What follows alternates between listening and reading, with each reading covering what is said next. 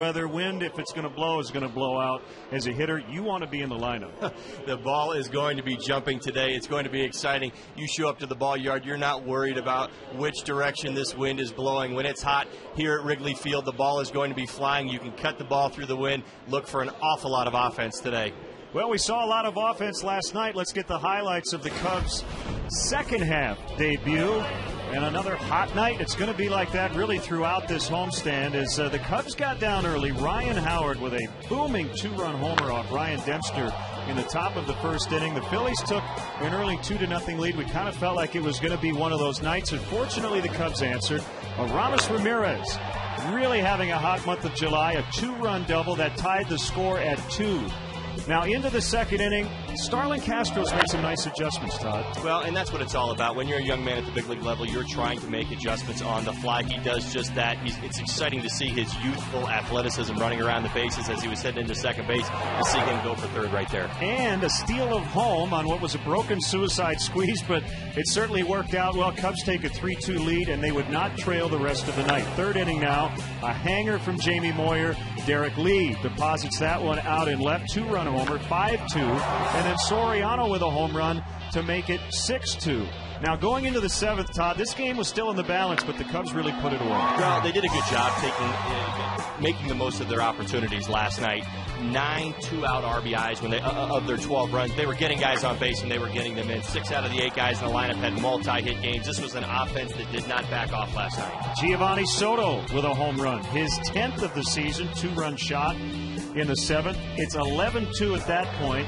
The Phillies would rally a little bit in the ninth against Bob Howery, but Andrew Kashner, with that nasty fastball, gets Jason Worth to pop out to Ryan Theriot. And the key question is, can the Cubs carry this over? Well, and that's the thing. You looked at the first half of this season. What did they do right? Well, they had individual performances from some guys that were really, really off the charts. I thought guys had good first halves, but collectively they were not good. And they just could not seem to get any kind of rhythm or tempo together, especially on the offensive side of the ball. And so you go into today looking to see what they're going to do. Are they going to be that team that's going to relapse much like they did in the first half and become the team that goes out there and gets 2 or 3 hits, doesn't score any runs? Or are they going to say, listen, we had a great day yesterday. We need to come to the yard today, feel good about ourselves, and start swinging the bats early again? Well, a guy who did swing that bat last night, knocked in 4, Aramis Ramirez, had a chat with Luke Stuckmeyer. All right, thanks, Len. We're here with Aramis Ramirez. Aramis, first of all, is it possible that this team really needed that all-star break for just a mental break and a physical break? I think so. Anytime you get 3 days rest right in the middle of the season, when it's hot and, people start getting tired, it's great for anybody. Wait, you've really been swinging the bat last 40 games or so. Now you're hitting about 370. How do you feel at the plate? I feel pretty good, Even when I make ups, I hit the ball pretty hard, and that's a good sign. Hopefully, I keep that approach and keep doing it. How have you stayed positive through the first half? Because we know you struggled, but you never were hanging your head when you walked in. Well, you can't do anything about it. When you struggle, that's going to happen to everybody. Everybody that plays the game go through those slumps, and I'm one of them. I'm no different, so I just keep my head up and keep working. Last night, Phillies take the 2-run lead on the big home run, but you guys come back with your 2-run double. Was that the key to the game, and how did that affect play out there? Well, the key was everybody. Everybody got a good offensive night last night. Lee hit a big 2-run homer to give us a 3-run lead. And, and it was a good night to hit. It was hot. We almost run out a little bit, so, we took advantage of the conditions, too. Hot night last night, hot night today. How do you guys get ready for a quick turnaround like this? This is one of the tough parts of being a Cub, right? It's hard, Day games are no fun when it's hot like it is right now, especially after a night game. But it's gonna be hard for the other team too. We gotta come here and just play the kind of game we played last night. All right, go get them today. A hot, steamy day. We'll see if Aramis can stay hot at the plate. Len, we'll send it back up to you. All right, Luke, thanks very much. Aramis in the lineup and hitting cleanup today against right-hander Joe Blanton. We'll talk about those starting pitchers when we come back to Wrigley.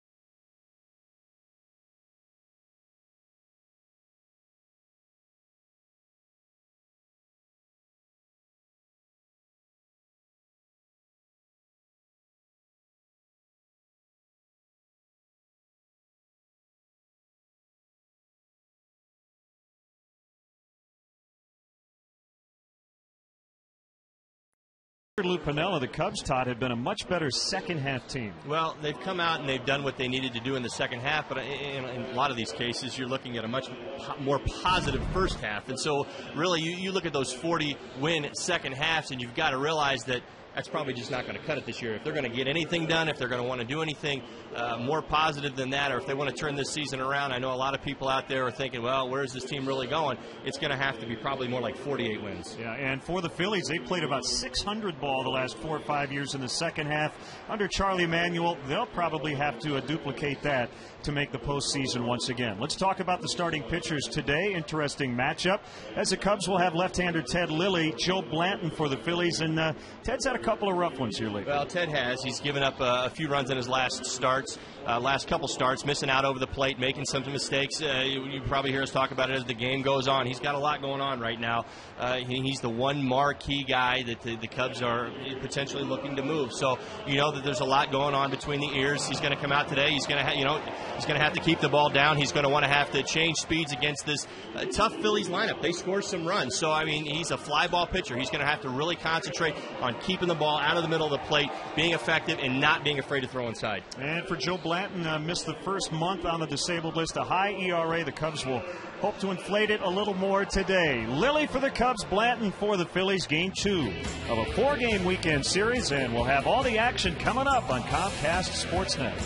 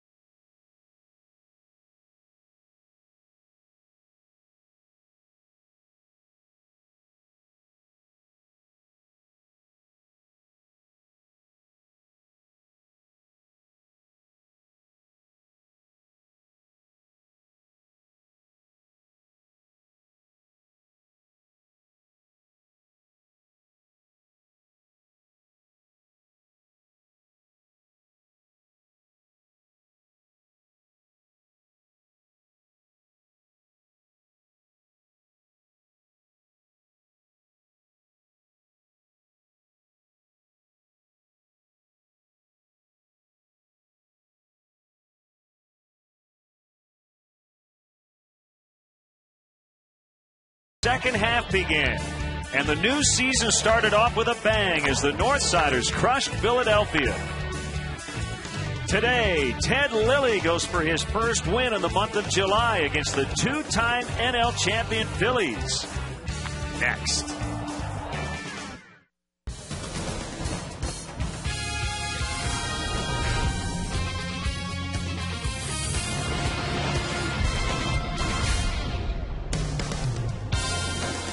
Well, the corner of Clark and Addison always busy on game day, and we're set for Cubs baseball on Comcast Sportsnet. Another scorcher today. Might see a lot of offense. 18 runs combined last night. The Cubs host the Philadelphia Phillies in Game 2 of a 4-game weekend series. Hi again, everyone. I'm Len Casper alongside the 1996 National League Rookie of the Year and a former Cub, Todd Hollingsworth, in for Bob Brenly. It's all about offense, scoring runs consistently. Let's see if the Cubs can carry it over, Todd. Well, and that's what you want to see. Their one inconsistency of the first half is that, well, honestly, they were just very, very inconsistent. They didn't do a lot of things on offense properly. They didn't carry things over. You want to see them carry things over today. It seems, though, like they're starting to do that as the temperature has begun to rise. They have begun to score some more runs. They look like a more fluid offense. They look like the chemistry is better. Guys are contributing top to bottom. It's not one guy a night being hot or carrying the offense. And the middle of the order guys, we've talked about the corner men a lot this season. Derek Lee and Aramis Ramirez. Well, the unfortunate thing is that I think so many of us knew this all along, that the offense really goes through these two guys. When they are productive, when they're getting on base, when they're driving in runs, this Cubs offense is a force to be reckoned with. At the same time, with the struggles that they've had early on in the year, the offense has struggled just as well. And the key question is, do the Cubs still have time? They're 10 games under 500, but this is a long homestand, the longest of the year, 9 games to go over the next 10 days. Aramis moving up. He's going to hit cleanup behind Derek Lee. So we're set for Cubs action today. Let's go down to the field. Wayne Messmer will have our national anthem. Kindly remove your caps and join Chicago favorite Wayne Messmer, accompanied by Gary Pressey at the Lowry organ, as they honor the United States by performing our national anthem.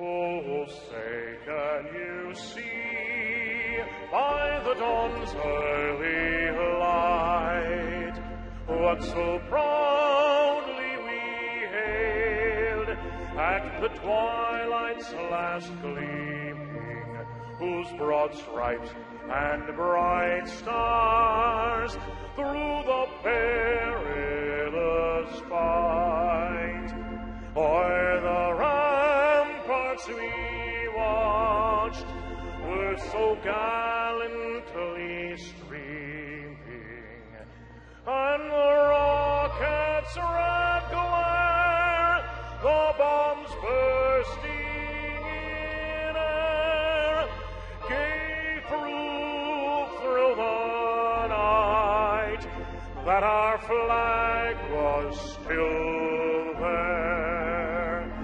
Oh, say does that star-spangled banner yet wave o'er the land of the free and the home of the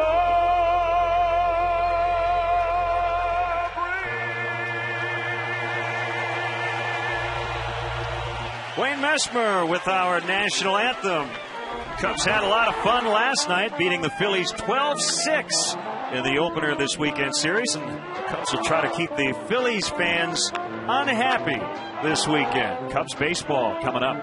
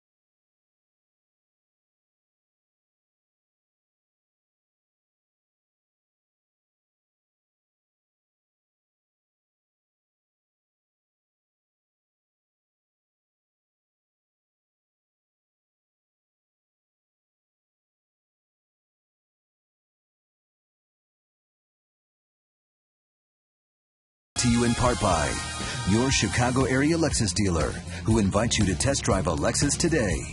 Blue Cross and Blue Shield of Illinois. Member owned means our reason for being is your well-being. Experience wellness everywhere.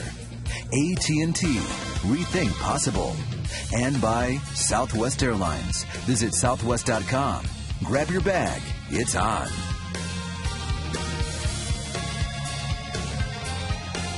And the fans arriving, getting their weekend started early with a Friday matinee of Cubs baseball. Another hot one here at Wrigley Field. You're watching the Cubs and the Phillies on Comcast Sportsnet, presented by Allstate. Also want to welcome viewers watching today on ESPN UK.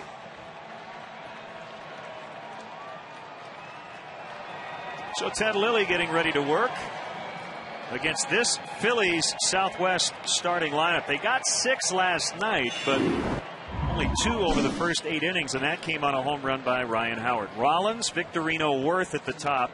Howard with 2 homers last night, but it came in a Phillies loss. Francisco in left, Ransom at third, so a couple of changes against the lefty. Ruiz the catcher, Wilson Valdez continuing to fill in for Chase Utley, and the pitcher, Joe Blanton. On defense for the Cubs today, same guys that were out there yesterday. A little difference in the batting order, but around the outfield, Soriano, Bird, Colvin. Around the infield, Ramirez, Castro, Terrio, and Lee. Soto will be behind the plate.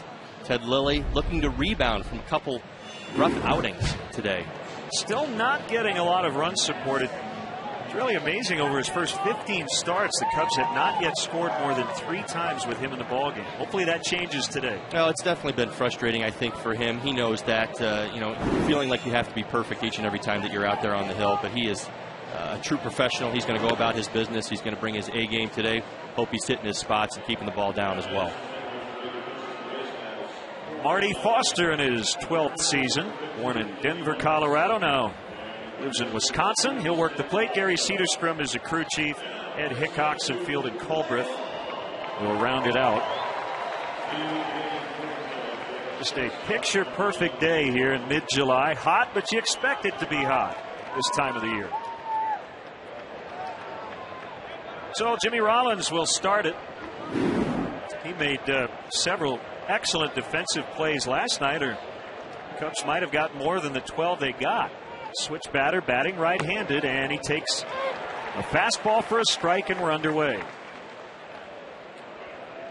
Well, you're going to watch Ted. He's definitely want to get ahead of hitters, particularly early in this ballgame. He's going to want to have to set the tone.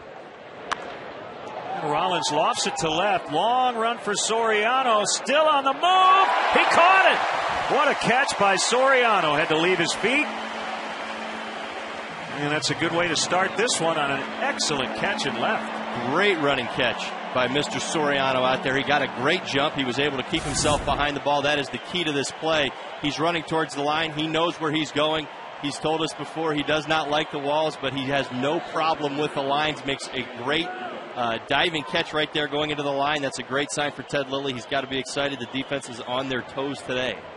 It looked like he just at the very end lost his footing. Maybe didn't want to dive, but really had no choice. We talk about this all the time, Todd. You don't get any style points. You either catch it or you don't. Yeah, and that's the key to the game of baseball. You want to catch the ball. Believe me, I wasn't a beautiful outfielder by any stretch of the imagination. Most of the catches that I did make in my time were of the rough variety. It was Shane Victorino, 2 balls, no strikes. You run into the vines and the bricks? Oh, I ran into a few things. Walls here, there. Soriano will not have a play on this. Ran into the padded wall a few times. We actually have a photo up in the office at home of me missing a ball in the ivy, running face first into the wall. So I was all about effort, not always about results. 2-1 on Victorino.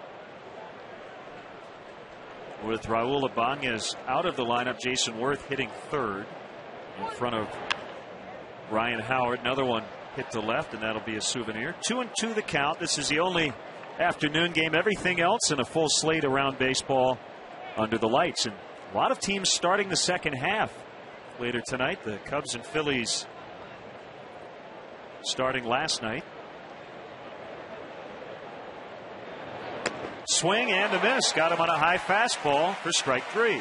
So important for Ted to establish that early in the ballgame. We talk about establishing the pitches, how important it is for the umpire to know how you want to work a game out there on the mound. But this has always been a big pitch for Ted Lilly. I've talked about it before.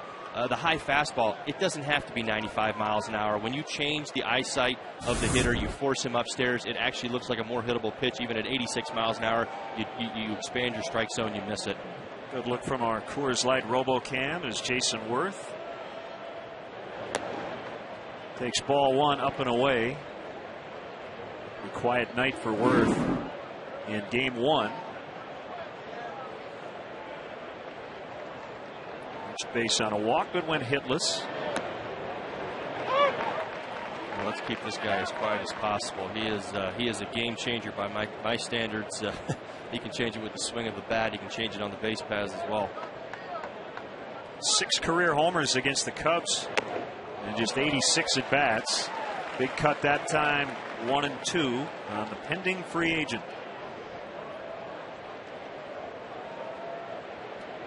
Nice job by Ryan Dempster. Gave up an early 2-run homer to Ryan Howard last night. That's all he would give up as he jumped over 500 at 8 and 7.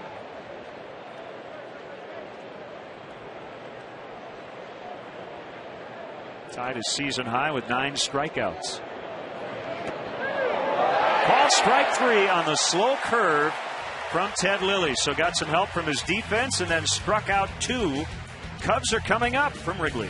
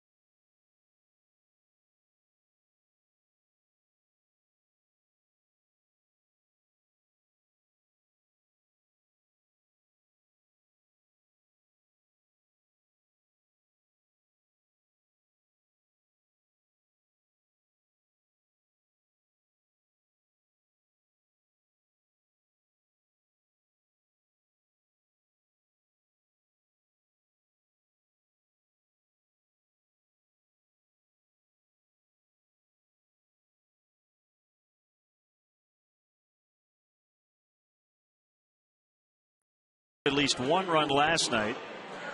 And as Todd mentioned, just a couple of tweaks to the lineup as we check out the Cubs Southwest starting lineup. Terrio, Colvin, Lee. Then you have Ramirez swapping with Marlon Byrd. Soriano in left. Starlin Castro moves up a spot after a 3-hit night. Soto and Lilly make up the battery. For the Phillies on defense, Francisco, he's going to be out in left field today. Victorino in center and Jason Worth in right field. Around the infield, Cody Ransom, Rollins, Valdez, the big man, 2 home runs last night. Ryan Howard, Ruiz, Joe Blanton on the bump today for the Phillies. He got knocked around in his last start, but because of a huge 9th-inning comeback by the Phillies against Cincinnati, he got a no decision. Gave up 12 hits and 6 runs 1 week ago in 5 1/3 as he comes in with an ERA of almost 6.5. He has definitely had a rough first half. He's given up 15 home runs in 80 innings pitched. It's alarming, is what it is. You don't want to be throwing that many balls out of the yard, and he's found different ways to get himself knocked around a little bit. Hopefully, the Cubs are ready today, ready to jump on him. He's aggressive. He's going to be around the strike zone. He's only walked 18 guys this year. He's going to throw strikes. He's going to force you to beat him. And has really scuffled away from his home ballpark.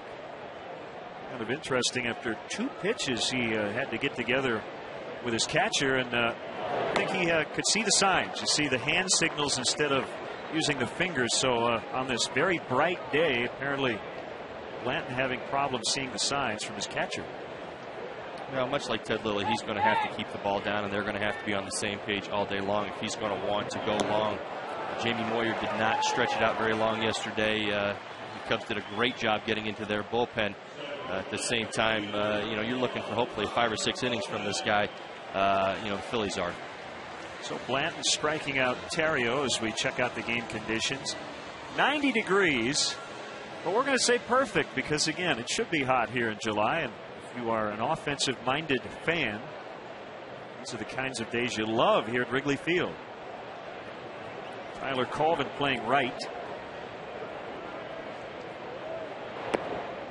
Couple of hits, reached 3 times, scored twice last night. 1 ball, no strikes.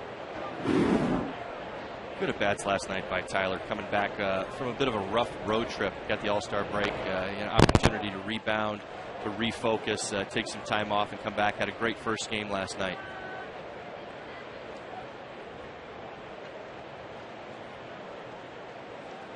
Over 300 in this spot. 12 homers. That leads all National League rookies as he hits one high in the air, fairly deep, but Victorino's going to have room a few steps in front of the warning track. 2 down. And it'll bring up Derek Lee. Just the type of day, especially after you take batting practice and you see a lot of warning track fly balls go out of the yard, where you do try to get under the ball a little bit. You don't want to go up there and change your philosophy or change your idea. I think really what you want to do is just trust that if you hit it, you hit it, and you know it's going to happen.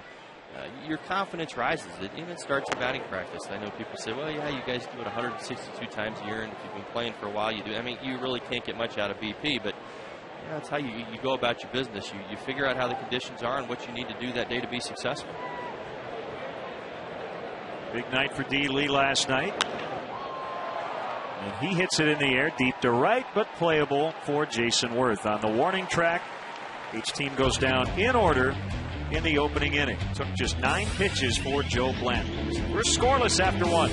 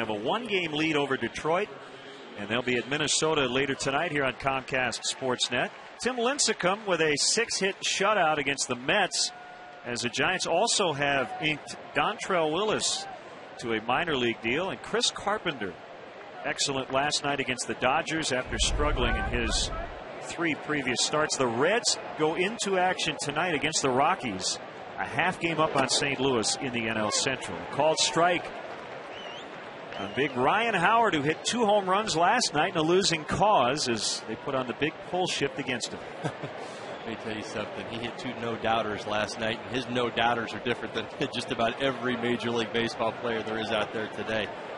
Way out of here. We're talking 450, 460. He and Adam Dunn in particular, among opposing players, make this park feel very small. Well, there's no doubt. I had the privilege of playing with Adam Dunn for a short period of time in Cincinnati, and I talk about game changers and presence guys who, when they get in the box, just their presence alone. Obviously, you see the shift out there now. It changes the tempo of the game. Called strike 2. Ben Francisco and Cody Ransom to follow in this inning. Howard with 19 home runs. Francisco and Ransom, part-time players, have combined for 2. Able to hold up its full 3-2. Lou talked about days like this before the game and said you can't walk people, and for the most part Lilly and Blanton do throw strikes. They will give up home runs, but they're around the strike zone. That's popped into left for Soriano, and one away. Again, Len, that's the key to the game of baseball. You put runners on base that didn't do too much to earn their way on there. You saw it last night in the first inning. Jamie Moyer hits 2 batters, and Ramos Ramirez comes up with the big base hit. 1 hit scores 2 runs. You look at how this game plays out, especially with the conditions today. You don't want to give your opposition free passes, hit batters, guys getting on base without having to get hits. It's very difficult to string a bunch of hits together in this game of baseball at the major league level and score runs that way. And Francisco playing left, so Raul Ibanez starting on the bench. Former Cleveland Indian takes strike 1. UCLA product.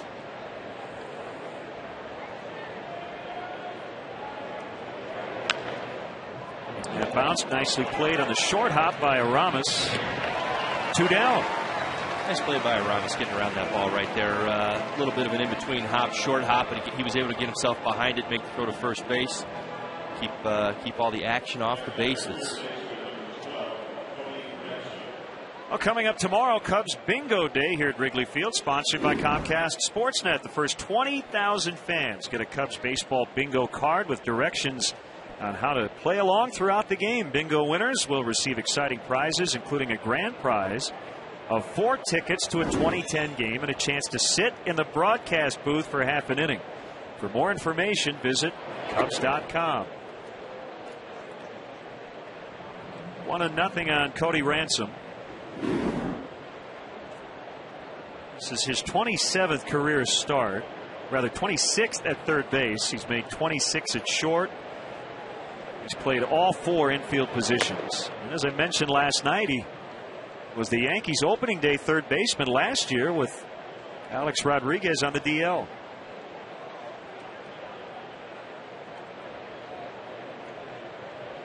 So he can tell his grandkids when they opened brand new Yankee Stadium, I was in the opening day lineup. Well, that's absolutely correct, and I'm sure he felt privileged to be in that situation. Alex is going to be there for quite some time, and that opportunity was one in a million, and he made the most of it. I think he did pretty well over there. I know Joe Girardi liked him an awful lot. And green light on 3-0, and he flies out to Soriano. Again, this is a type of day both managers are going to give their hitters the green light. No offense early on. We'll see if the Cubs can change that in the bottom of the second.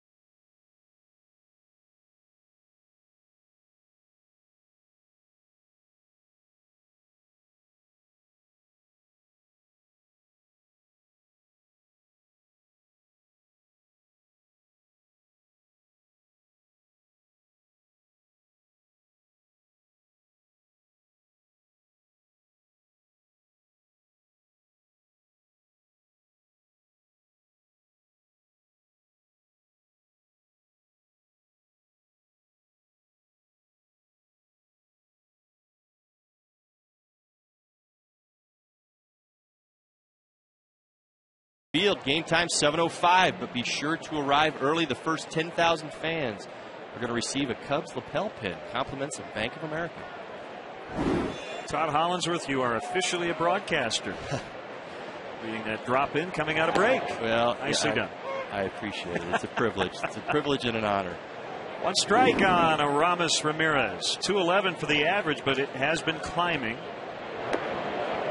And he knocked in 4 last night, but he also missed an opportunity in his final at bat as he fouled out to the catcher with the bases loaded and only 1 out.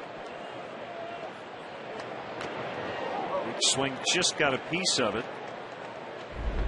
We check out that batting average. Had a good opening day, then everything went downhill. But it's trending upward here in July, and we are working with Bloomberg Sports to provide some of the most in-depth and compelling data analysis baseball has ever seen. Fans can get their own set of these new state-of-the-art tools from Bloomberg. That's going to hold up for Francisco. Built for fun and for fantasy play. Go to BloombergSports.com to get a preview and find out all the details. Well, we talk about this a lot. You can't undo what's already been done, but the best way to get that average up is to do what Aramis has done here the last 2 weeks. It's the first step to recovery. Any hitter has to realize that you're not going to get it all back at one time. You're not going to get it back in a couple ball games. This is something that he is going to have to build. He does still have a chance to save his season and be a big offensive factor on this ball club. I think a lot of fans were just so surprised to see him struggle so long. He'd never done that before. Blanton starts Marlon Byrd, a former Philly, with strike 1. 0 for 2 last night, but he walked, was hit twice, and scored twice. And everybody chasing Andre Ethier. Placido Polanco might be back off the DL as early as tomorrow. If not tomorrow, maybe Sunday night as he comes back from an elbow injury.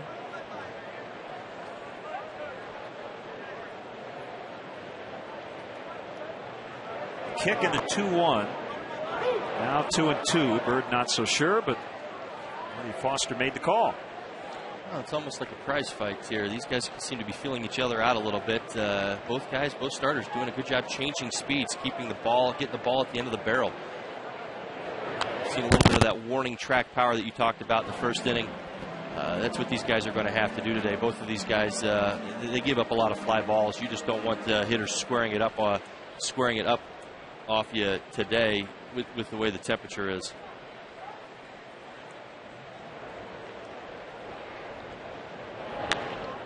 That's punched the other way. Again, not squared up, but Marlon got just enough of it to single into right.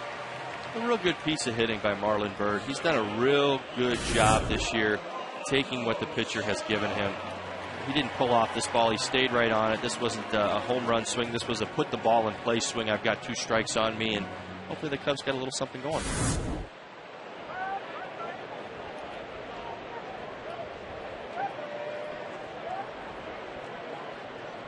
Excellent catch by Soriano to start the game. And he hits a ground ball, backhanded neatly by Ransom, and they will turn it. 5-4-3. Not an easy turn, but the Phillies get it done. We'll go to the 3rd. 0-0.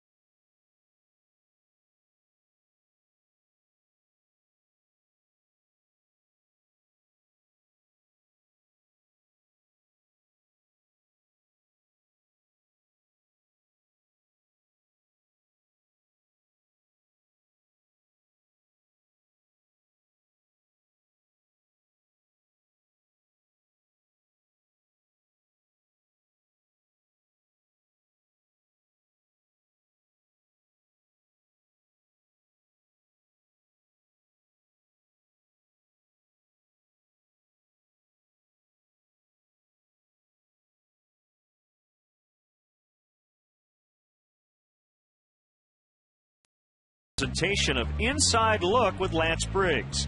Learn how the 5-time Pro Bowler feels about the Bears' offseason moves, plus details from his brush with tragedy. Inside Look with Lance Briggs tonight at 5 on Comcast Sportsnet. Fans' best friend.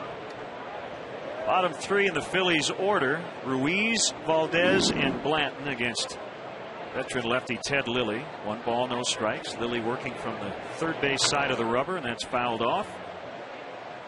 1-1. Ted's doing a real good job keeping the ball down today, throwing strikes, getting out ahead of hitters.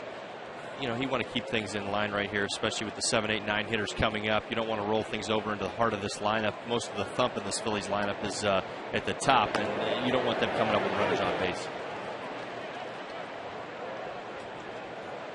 Well, it's still very early, but you go back to 2008.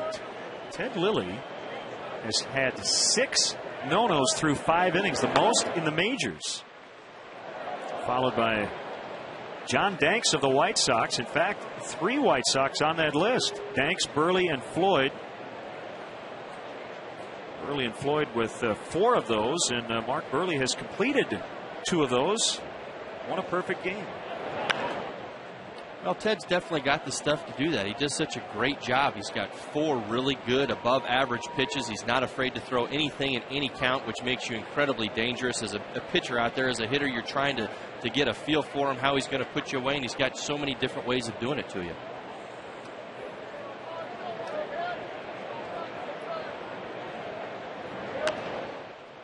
And Ruiz stays alive, still 1-2 on the Philly catcher.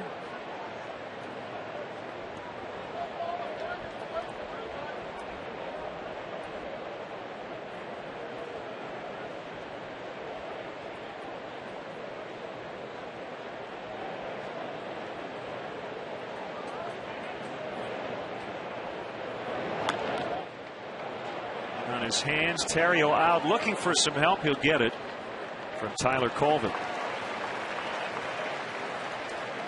Time for the Cabot Woodstein legendary performance. On this date 6 years ago, in 2004, the Phillies beat the Mets 5-1. Bobby Abreu becoming just the 4th player to record at least 20 homers and 20 steals in 6 straight years. Willie Mays, Bobby Bonds, and Barry Bonds, the other 3 to do that. Dynamic player, Bobby Abreu. Consistent, about as consistent as they come. Left-handed hitter. You know, the Cubs were looking at him a couple years ago. He has just gotten it done year after year. It hasn't always been flashy, but when you know, obviously competing against him myself, he definitely brings it each and every day. It's almost like that quiet 30 home runs, 100 RBIs every year, 30 stolen bases. I think what was quiet, or has been quiet about it for Abreu, is all the walks he's taken. And his manager, Mike Scioscia, said that should not lessen his Hall of Fame credentials with all the 100 walk seasons. 1-1 on Valdez. Very disciplined hitter he was. Is.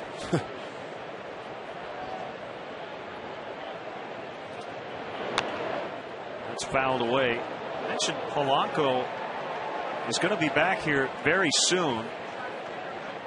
The Phillies could move Polanco to second base until Chase Utley gets back late August, maybe early September, but it sounds like Charlie Manuel is just going to put Polanco back at third base, and they'll mix and match at second. Doesn't want to move him around too much, even though Polanco's been a Gold Glover at second. As Valdez foul tips for strike 3. That's number 3 already for Ted.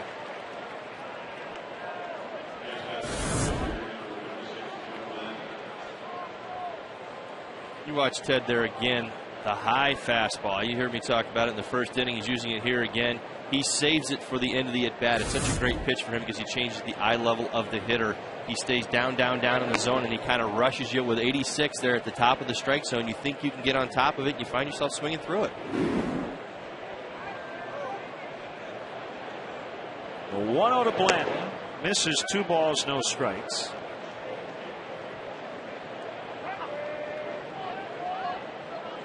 No career extra base hits for Blanton.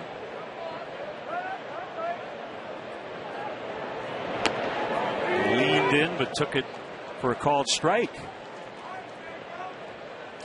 We tend to compare guys to other guys we're used to seeing. And when I see Joe Blanton, it reminds me of your former teammate Brad Pinney. They definitely have similar build. That's certainly correct. Different styles maybe out there on the mound. Brad, when he was in his prime, maybe they are a little bit similar now, but when Brad was in his prime, he could get up there 95, 96 miles an hour. So Ted Lilly, no problem the first time through the order. 9 up, 9 down. We'll go to the bottom of the third. Still no score. Phillies and Cubs in Game 2.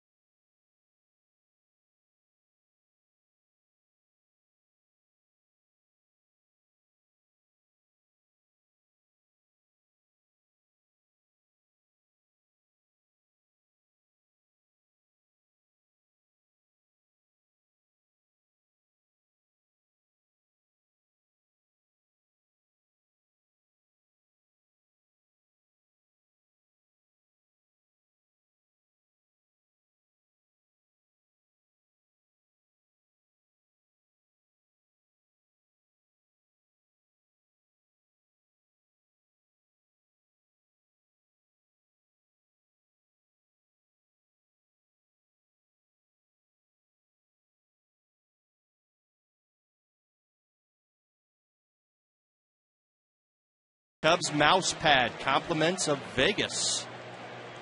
Well, we have been invaded by Todd Hollingsworth, and Cubs board member Todd Ricketts. And a very exciting announcement today. Yep. Big bicycle ride coming up later this season to Milwaukee. Yeah, that's right. On September 11th, we're going to get on our bicycles here at Wrigley in the morning, and we're going to ride up to Miller Park and catch the Cubs game up there. It's going to be great fun. About a 100-mile ride, which is nothing for you. I know that it's probably a day's work for you, right? It's really, you know what, an average rider can do 100 miles no problem. So this is, we're working with World Bicycle Relief, who's a corporate sponsor of ours out at the bike park.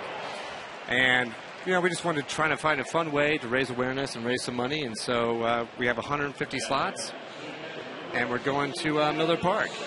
There's the information, worldbicyclerelief.org. Yes. And as you say, at the end of the ride, you get to enjoy the Cubs and the Brewers. That's right. It's we're going to have a good time. I think we're going to get up there a bit early so we can maybe have a beer and a shower before the game starts. We'll see how that works out. And Todd, tell us about World Bicycle Relief.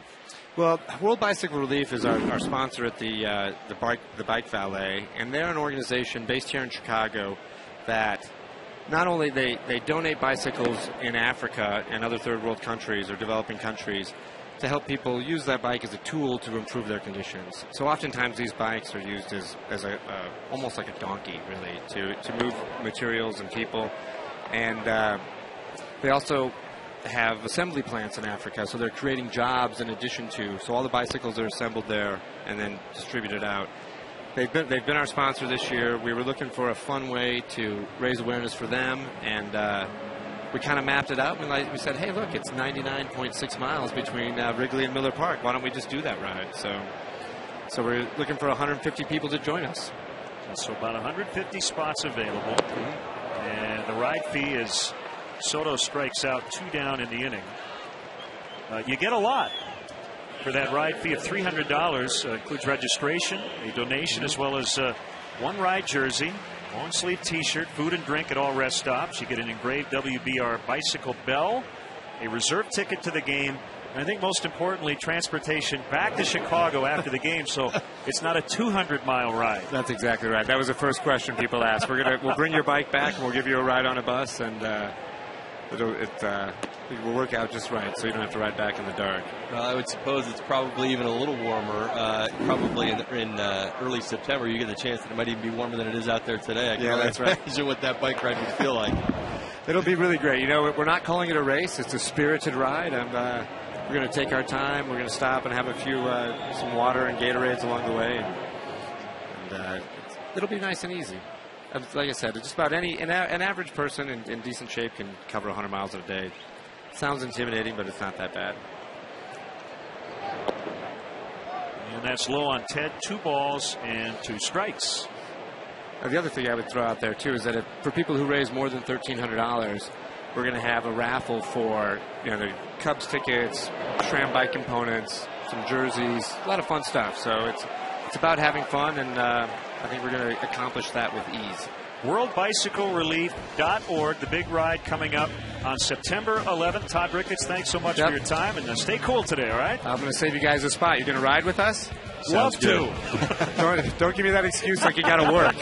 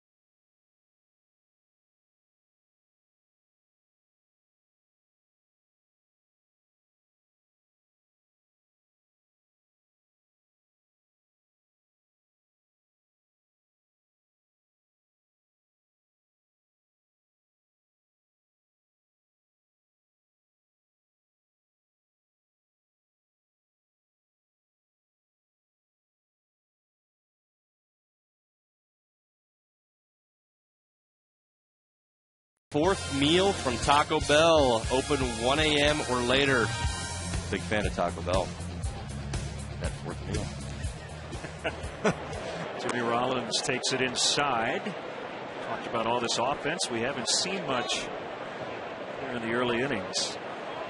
Forgot to tell Todd Ricketts I am working that night. I normally would be totally up for a 100-mile bike ride. I get tired sitting on the bus going 100 miles, but no, it sounds like a lot of fun, a great event, and make sure you check it out again at WorldBicycleRelief.org. 1-1 on Jimmy Rollins. Big swing at a high fastball. 1-2. Nice work as always by the Menards grounds crew. For the 4th inning, they neatly manicure the infield dirt.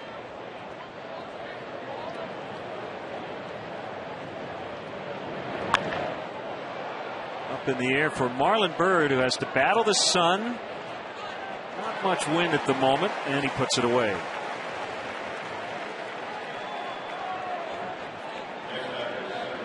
Time now for our AT&T trivia question. Prior to last night, who was the last Cub rookie to steal home? Now, we mentioned the straight steal of home was the first by a Cub since Brian McRae back in 1996. But the rookie we're thinking about stole home on a double steal. And it took us about 15 guesses to get it right. Well, there's been a few outfielders who qualified for a pretty solid guess under that answer. Off the outside corner.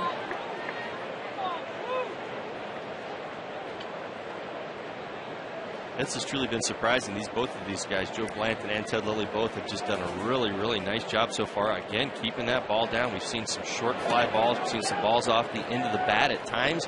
You've watched Ted Lilly, get that cutter inside. He's jammed a few guys in which they've been, hitting short fly balls out here to right field.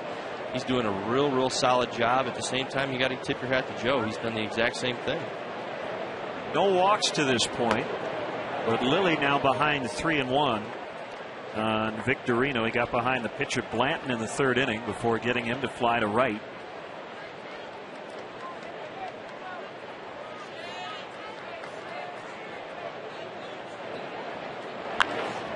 And a deep drive to left, and it'll go for Shane Victorino, middle of the bleachers. And as Lilly got behind him, had to come in there with a strike, and Victorino knocks his 15th homer and makes it 1-0. Well, like you said, Len, he fell behind 3-1, tried to challenge him in a little bit. He jumped all over it. This is the heart of the Phillies lineup. This is where most of this production that they've had this year has come from. Victorino with some home runs, Worth, Howard. They've been missing Utley and Polanco. We talked about that a little while ago, but this is a team that where their offense is coming from is these three guys. Called strike on Jason Worth.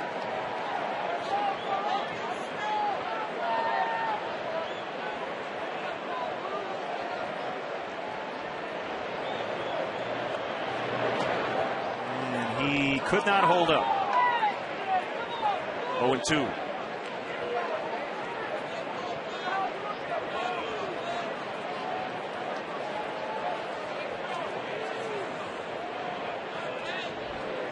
Seventeenth homer allowed by Lilly.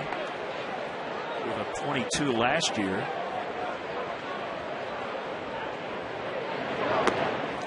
Well, it was a solo home run. There wasn't anybody on base. I don't think any of us would believe that this is going to be a 1-0 ball game. Joe Blanton, he hasn't got a start this year in which he's given up fewer than 3 runs in any one start. So you just kind of expect that this Cubs offense is going to start clicking at any moment now, especially after yesterday's ball game where most of these guys were feeling very, very confident about their swings. They had good approaches yesterday.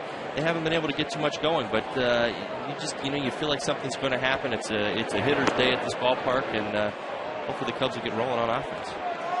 The home run for Victorino is 15th, a new career high. He had hit 14 back in 2008. And that was a first hit for the Phillies. Lilly still has not yet worked from the stretch. Called strike 3 is Worth. Thought that was ball 4. Well, Jason Worth right now, he struck out a couple times last night. I really think he's struggling to see the ball. This was actually a very, very good pitch. Caught an awful lot of the plate. It was at his knees. Ted's been aggressive. I mean, again, these are not guys that are pitching around anybody. They're going after hitters, and I thought it was a very good pitch right there. So Worth has been caught looking twice, and now it's Howard as they shift yet again on the infield. Only Aramis Ramirez has both feet on the infield dirt. I don't think I've ever, as a hitter, received this much respect, but I've always wondered, you just think, why wouldn't you just drop one down the third base line? Is it really that hard? But I think they look at it as... I wanted to change his game, maybe? That's right. Yeah. That's exactly right. Well, he does go the other way, but lines out to Soriano. Victorino with a home run, and the Phillies have a 1-0 lead here in the fourth.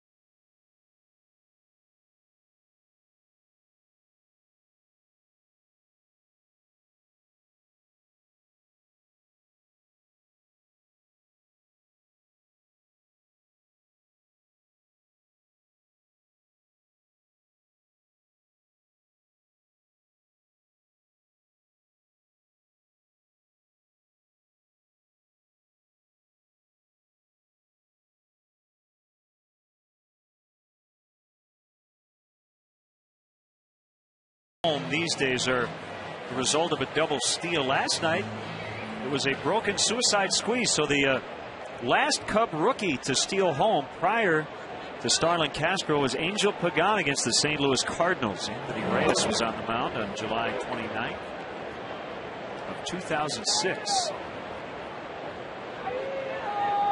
Top of the order here against Joe Blanton, who has faced the minimum through 3 innings. Gave up a second inning single to Marlon Byrd, who was then erased on a 5-4-3 double play ball.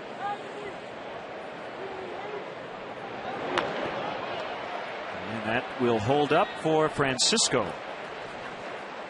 Something you don't see that much anymore these days, Todd. A steal of home. No, not at all. Again, this was a broken squeeze play. The ball was Ruiz tried to backhand it, tried to keep the ball in front of it. He actually didn't go to the backhand, but again, the ball was in the dirt. It hit him. It got away. It almost cleared the path. You almost expected him to be safe, even out of Jamie Moyer's hand. It was almost like they anticipated it, but he got a great jump, and you got to give him some credit down there. It was a play that went off well. I like the aggressiveness. And Ryan Dempster, the best bunter on the team, so if it's in the strike zone, you like his chances of getting it down. Well, I think this is an offense that had been screaming for some of those things early in the season when they weren't finding ways to manufacture runs. Deep to left for Colden, but not deep enough. Francisco with his heels almost on that little grass path in front of the ivy. 2 down. Well, on May 20th, Joe Blanton, he faced the Cubs. He had one of his best starts of the season. He went 7 innings. He only threw 71 pitches. Gave up, again, like I said earlier, 3 runs. But that's been his best so far this year. He's given up, again, no fewer than 3 in any one start. And right now, he's mowing them down. He's making pitches. Cubs hitters are being aggressive early in the count, trying to jump on him, maybe sneak attack him a little bit. He's been changing it up on them, especially on that first pitch a little bit. Blanton signed a 3-year contract prior to the season. Former Oakland A. Attended the University of Kentucky. Went to high school in Kentucky. Was born in Nashville, Tennessee. And pretty durable in his career. The oblique injury that knocked him out of commission for the first month this season. His first career DL stint. Well, he's definitely been a workhorse for this Philadelphia Phillies team. I think that's why he got that 3-year contract. This was innings that they could count on, innings that they thought they were going to get each year. 200 has been his benchmark. He's definitely been around that each of the last 4 or 5 seasons. And the beginning of this year for him has just been kind of going against the grain for him. He's really struggled. He's struggled with his control. And what I mean by that, not necessarily walking hitters, but missing out over the plate. He's given up a bunch more hits and 15 long balls again in those 80 innings coming into today.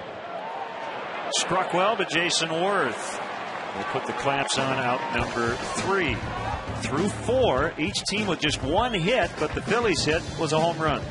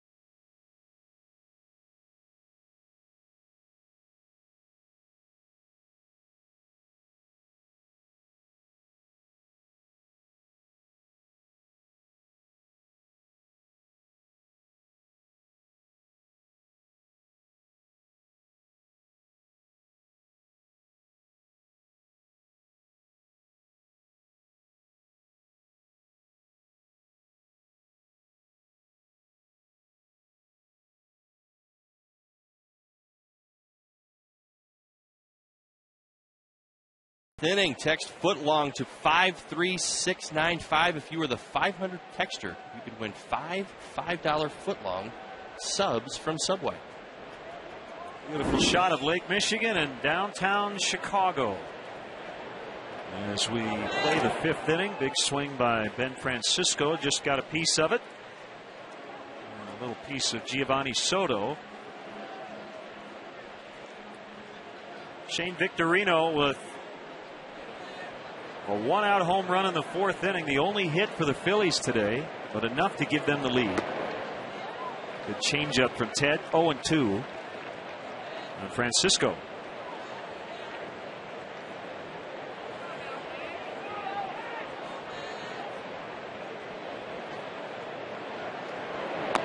Outside, mentioned this, the run support.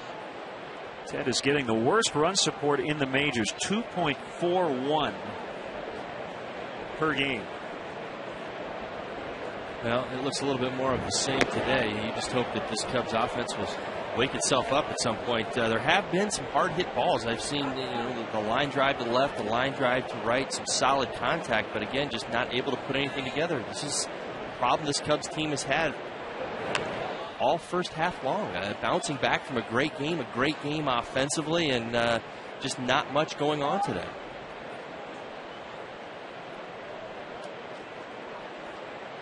Cubs have not scored more than 3 in any game while he's been on the mound. That's popped up and will also get back to the seats. I guess in the National League you have slightly more control over it because you do hit 9th, but by and large pitchers don't have any control over offensive production. Well, Ted doesn't have a hit yet this year, so we're going to throw that one out a little bit. But I do understand what you're saying. I mean, it can be frustrating. I mean, this is the separation that fans have to recognize. You talk about the offensive side of the game and pitchers, and you can control what you can control. And Ted can go out there and continue to throw up goose eggs as best he can and make pitches when he has to and keep his team in ball games. But if they aren't going to score any runs and put him in a better position to score some runs, he's going to lose ball games. 5th strikeout. Francisco very upset with Marty Foster. Let's see, called third strike for Lilly. Let's see where it was. A borderline pitch on the outside corner, maybe favoring Ted. But again, this is, I mean, as a hitter, you have to understand what the strike zone is going to be today. This isn't, I really don't feel like this is, one of those bats where he all of a sudden expanded his strike zone. He's been out there all day long. And a base hit for Cody Ransom. A 1-out single, and that'll bring up Ruiz. On Tuesday, the Cubs host the Houston Astros here at Wrigley Field. Game time 7:05, but be sure to arrive early. The first 10,000 fans get a Cubs rally towel. Compliments of Gatorade. As Ruiz digs in, we've got some happy birthday wishes today. Phoebe Ward from Jameson, Pennsylvania, here today with her family, enjoying her birthday. Also, Cubs community relations staff Mary Dosick with a birthday today. 29 again, Mary. Cubs manager community affairs, and John Cady. Happy 70th.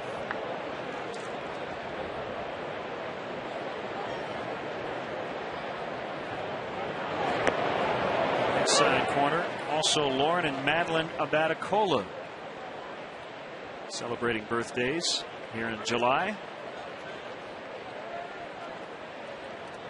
This is the first time Ted has been in the stretch today. You want him to be aggressive again. I mean, you talk about this, wanting to throw strikes, but when you kind of get into a ball game and you really don't put yourself in the stretch with any runners on base, the only hit being the home run to Victorino earlier in the ball game, it can be a little bit of a different feel. And so, he's got to, again, continue to stay aggressive, incorporate a slide step, be aware of what's going on, obviously, at first base, but you want to continue to throw strikes and pound that strike zone.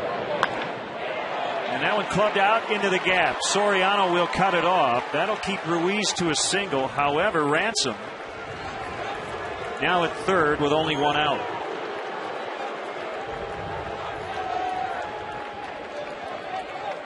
Well, Ted misses out over the plate here with a little bit of a cutter. Carlos jumps all over it and smacks it out into left center field. It's a good piece of hitting right here. You get a feel for the game. You watch how the hitters, how a game unfolds. We talk about, not just necessarily anticipating what's going on out there at the mound. You have to have a feel for the home plate umpire. You've seen some questions about that today. This is one of those days where the hitters need to be aggressive. Both of these guys are throwing strikes. You need to be aggressive maybe early in the count. There's going to be some strikes called. The strike zone's maybe a little wider than some other umpires.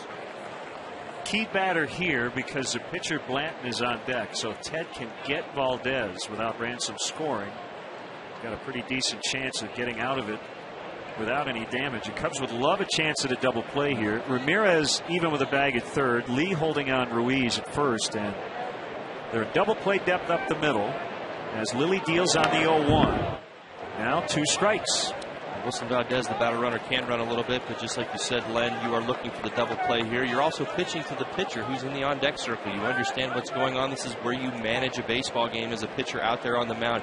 You have to recognize the situation. You don't want to see a mistake right here. This should be a pitch that the best thing he does with it is beat it in the ground to either your second baseman or your shortstop. Valdez has already grounded into 14 double plays this season. Soto, nice block. Keeps Ruiz right where he is. 1-2. Looked like Wilson Valdez wanted to get that double play situation out of the way. He wanted Carlos Ruiz to jump all over that ball in the dirt and get himself down to second base. He was waving the runner to second, and I agree. I think he would have been dead if he had tried to go. Agreed. Maybe he's aware of those 14 double plays, right?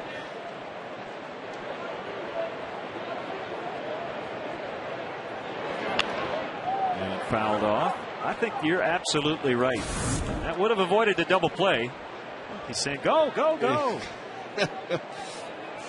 I'm sure somebody's probably brought that to his attention before in the past, that with your speed and you should not be hitting into that many double plays.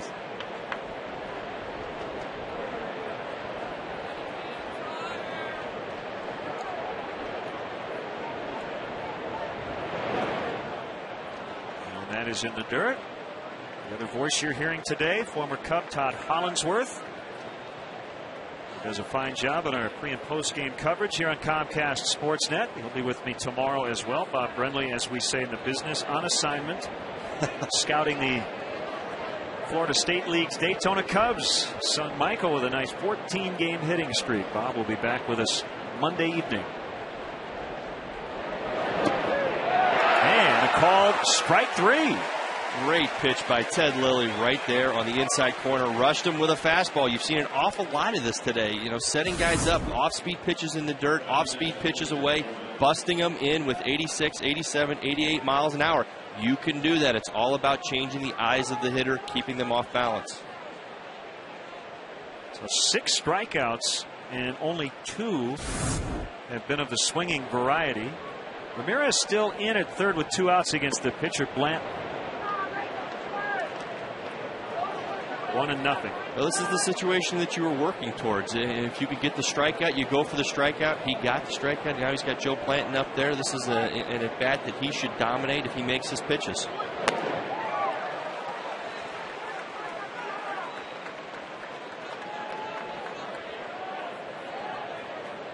Joe Blanton was looking for his first career home run on that swing.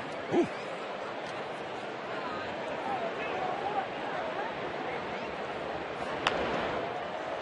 Fouled off. 1-2. Great pitch by Ted. What do? You go right back up there again. You climb the ladder on him. Joe Blanton looking to change the game a little bit here with some big swings on some pitches out of the strike zone. But that's Ted Lilly for you, folks. He knows exactly what he's doing out there. He doesn't rush it up there like he used to, but he knows what he's doing. He's crafty. He understands the game, and he understands how to make a pitch. Going up again. A little flinch by Marty Foster. Ted missed a spot, but not by a whole lot. 2-2.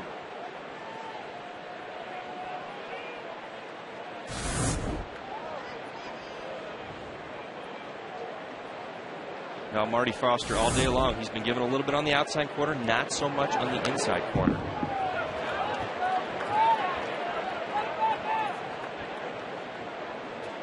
it is so funny. We talk about hitters and how you break down, you look at your at-bats in your game, and so much of it is controlled. When I broke into the game in the early 90s, strike zones were an awful lot bigger. You had to figure out how to sit some pitches out there in that other batter's box.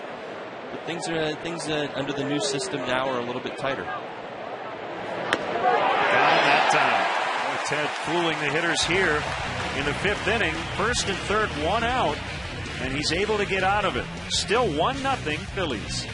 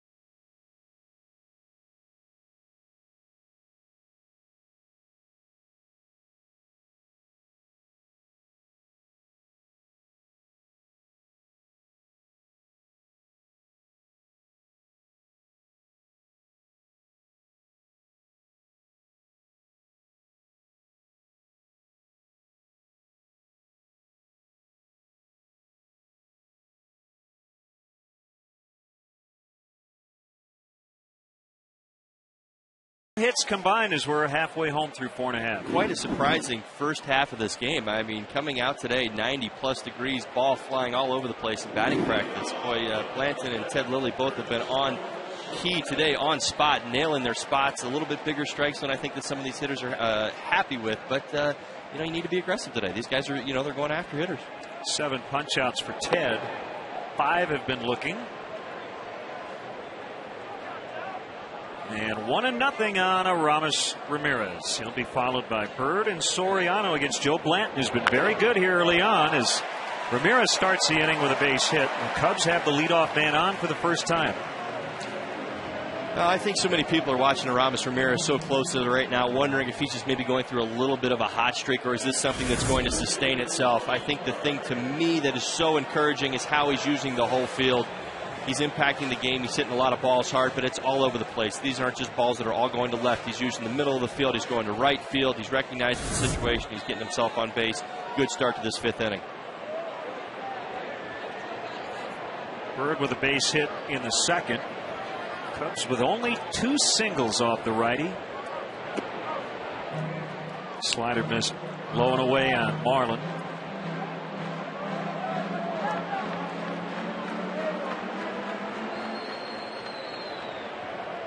Began his pro career in the Phillies chain, 10th round pick back in 1999.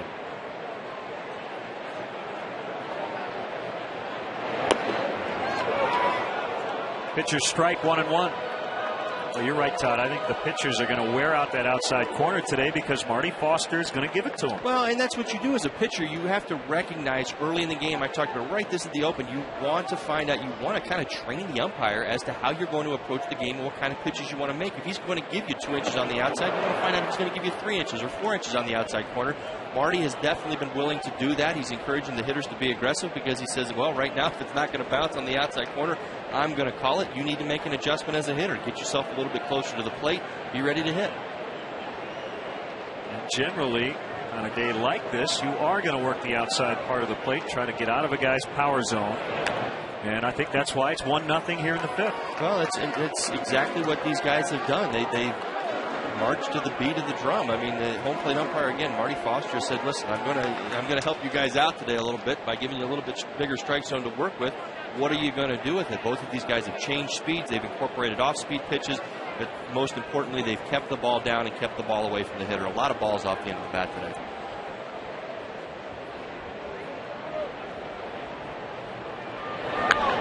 And that one drilled as Victorino will get over there and make the catch. So a hard hit out for Marlon Byrd. 1 out in the inning. Time now for our all-state good hands play. First batter of the game, Jimmy Rollins. Down the left field line. A little slip here by Soriano, but an excellent grab. Our all-state good hands play. Good hands, good feet, good head. A little bit of everything right there. Good glove. That's right. Short lead by Aramis as Soriano takes ball 1 low.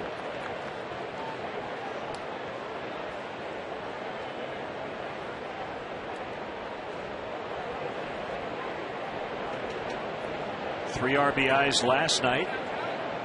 Coming off 16th homer of the year.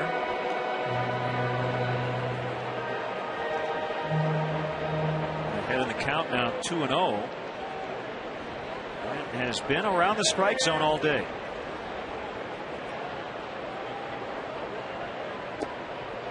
Not that time, 3-0.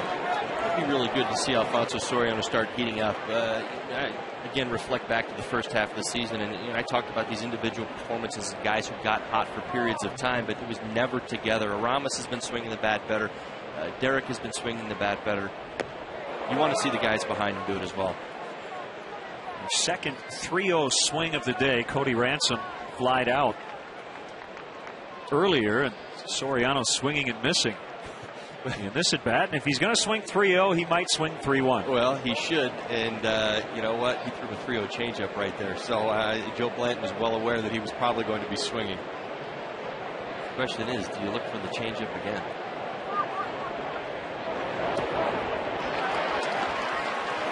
Ball 4, that's the first walk. Well, it's good to see. Put a little bit of pressure on Joe Blanton out there. He's struggling with the strike zone a little bit, uncharacteristic of him. Typically doesn't walk too many guys, but the Cubs are forcing his hand right now. A good at bat by Alfonso Soriano right there, laying off the slider. He has been tempted and will continue to be tempted on that slider low and away until he proves on a consistent basis that he's not going to swing at it, and right there he didn't. First time the Cubs have had 2 on, and it's Starlin Castro, who was a homer shy of the cycle last night. Fouled out in his first at bat today. He's now, including today, played in 60 of 61 games since his major league debut back in early May. Swinging a miss, strike 1.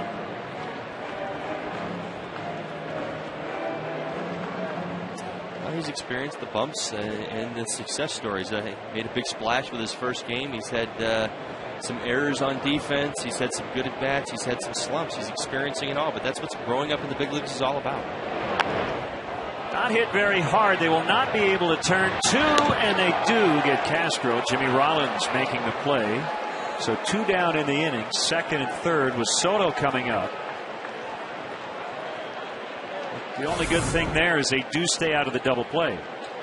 Well, again, very similar to the Phillies' last inning. You're going to set a situation up. Ted Lilly obviously is going to be staying in this ball game. He is going to be on the on-deck circle here in a second. Giovanni Soto stepping up with runners in scoring position. He's got to be a good hitter here. He's got to recognize how Joe Blanton is going to attack him. Is he going to come after him?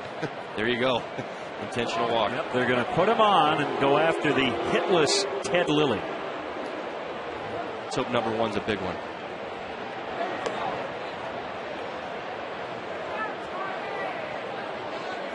This becomes pretty much a no-brainer in this spot.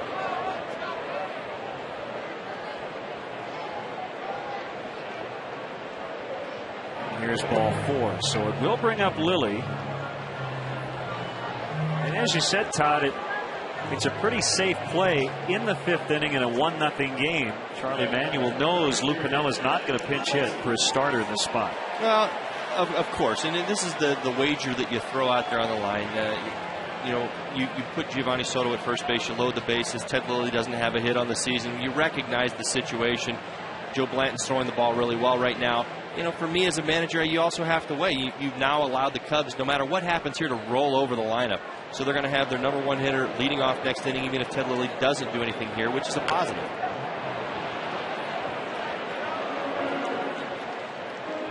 Man of many batting stances, Ted Lilly.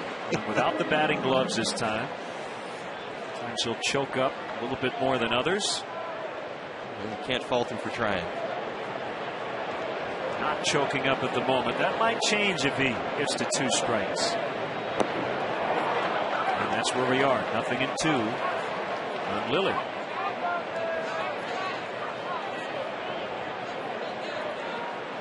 First 0-2 count of the day for Joe Blanton.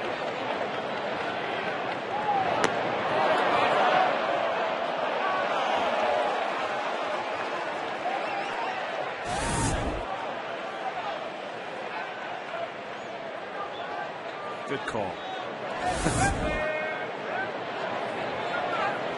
A 1-2. Now it's even. Well, if he can get this to 3-2, he's going to get 40,000 people behind him and hopefully either draw a free pass or maybe get something he can put the bat on.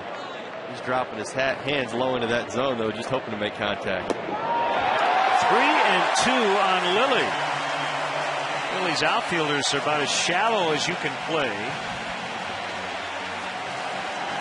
All the runners will get a head start. 40,000 plus on their feet.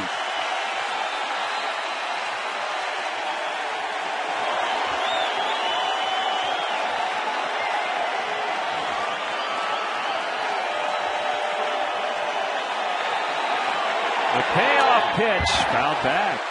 Pretty good swing at that one. Well, Joe knows he's got to challenge Ted Lilly right here. I mean, he just certainly does not want to walk him, especially after walking Giovanni Soto to load the bases. This was the guy that they picked out to go after. It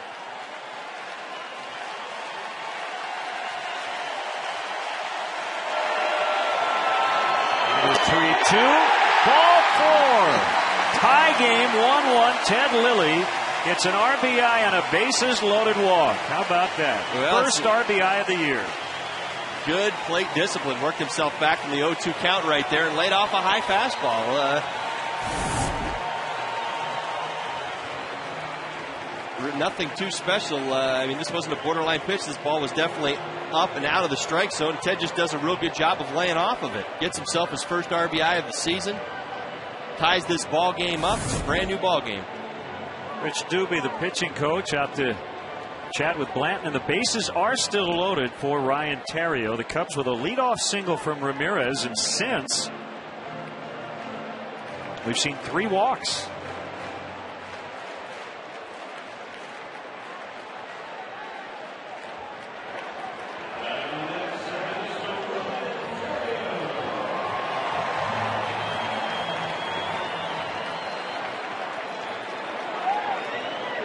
Ryan is 0 for 2. He has struck out and lined the left.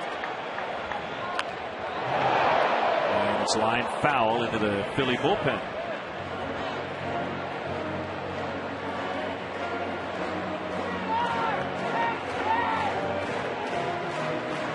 Career grand slam for Theriot, still searching for his first homer of the season. He has not homered since June 29th of last year, so it's been over a calendar year. Popped out of Ruiz's mitt. Wasn't that bad a pitch, but it got out of the glove of Ruiz, who crossed up, not really sure. Yeah, I don't think he expected a fastball. No, not there in that spot. Definitely going to help Ryan Theriot right there, because it was a good pitch, and he's definitely been giving some pitches on the corner right there. A 1-1 count is an awful lot better than an 0-2 count. Ground ball up the middle, but Rollins gets a nice big hop. And the option quarterback-like flip to Valdez to end the inning. But they tie it on a bases-loaded walk to the pitcher. It's 1-1.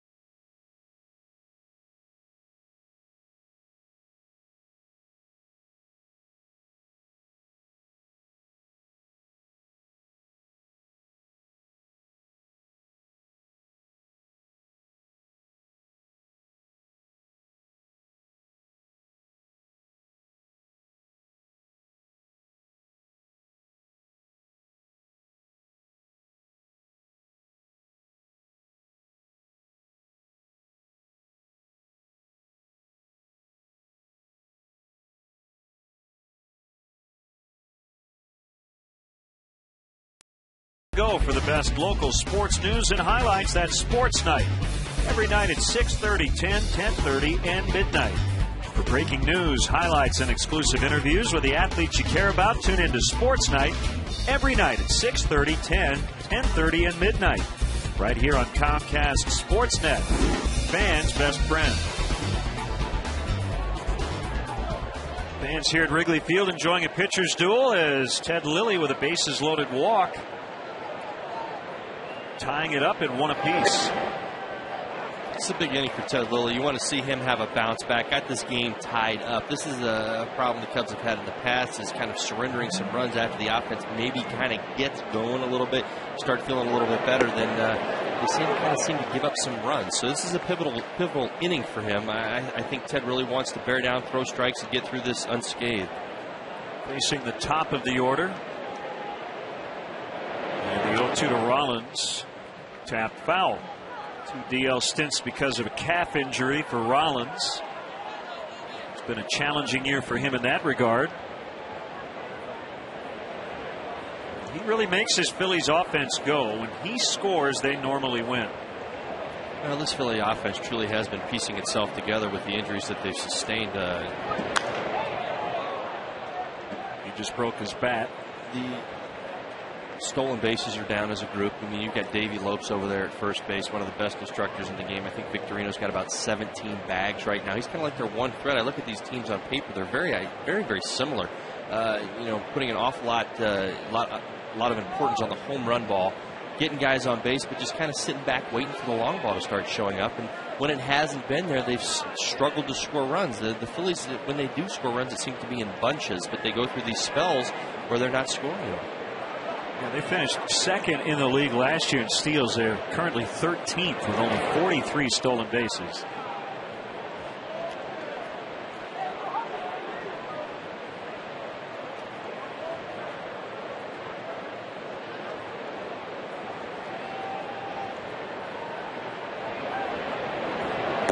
Swing and a miss. Strike 3. Great changeup from Ted Lilly. Most effective changeup you can throw is one that's working down, out, over the plate. Why? Because it tantalizes the hitter. It says, you know what, ding, ding, ding, this is a pitch out over the plate. This is something I want to go for. It bottoms out just past the plate. It's not a pitch you can do something with. He completely fools the hitter. Jimmy Rollins right there swings over top.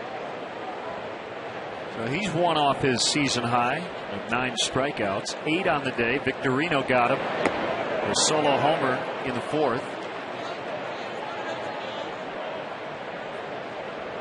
Flying Hawaiian Shane Victorino.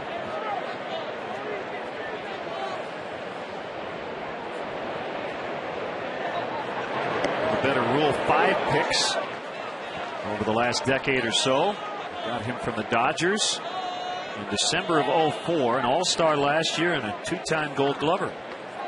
Well, again, another big part of this Phillies lineup, this World Series caliber team that they put together each and every year. You know, he's a part of it, and it's the one thing I guess I look at the Phillies. I think they're so similar to me. Much like the Cubs, you know, I think of Brian Terrio, who's got about 16 bags, but the rest of the team, they don't run a whole lot. They're just kind of sitting back and they kind of wait for a home run. They don't really create a whole lot. They're a little stagnant right there.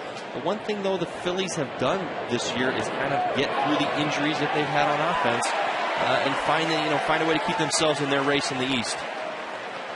Could not hold up. Strikeout number 9 for Lilly, and now 4 straight going back to the 5th. Text passes to B-Hawks. That's 242-957 to join Blackhawks Mobile and be entered to win a pair of weekend passes and a 2-night stay at this year's Blackhawks convention at the Hilton Chicago, July 30th through August 1st. That's passes to 242-957 for an all-access pass to see the 2010 Stanley Cup champs.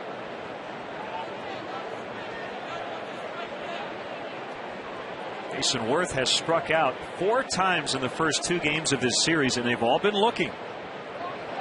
Yeah, that's the sign of a hitter who is a little bit confused up there right now, and I don't mean between the ears so much as he's probably just not seeing the ball really, really well. Not sure of that strike zone. When you get your arms extended out over the plate, a lot of times you can lose you can lose a feel for what the strike zone is, and I think Jason's right there right now. You see him flinching on an awful lot of pitches.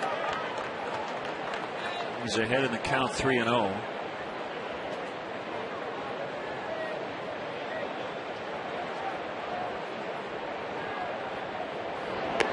And that missed badly, so Ted will have to face Ryan Howard after his first walk of the day.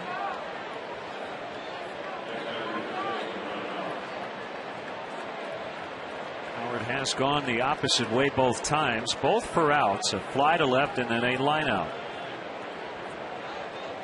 Well, he's done a good job of forcing him to keep the ball down off the bat. You don't want to see him get the ball elevated to left. He's got as much power to left field as just about any left-handed hitter in the game.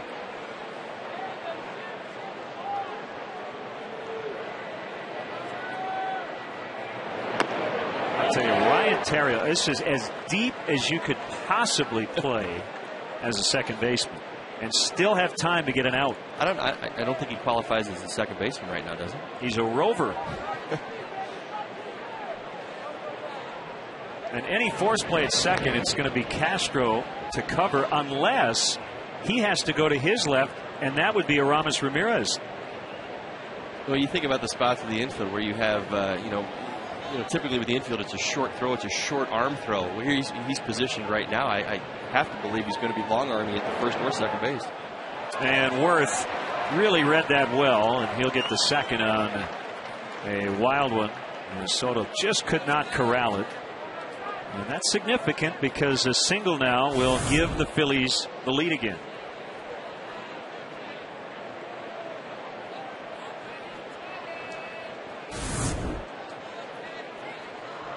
And also it forces Aramis to move several feet to his right because third base has to be somewhat occupied, or Jason Worth could just steal third base. Exactly, and you also at the same time, you've got to fill the holes. And Ryan Howard is going to look at the situation and say, listen, a base hit's going to score that run.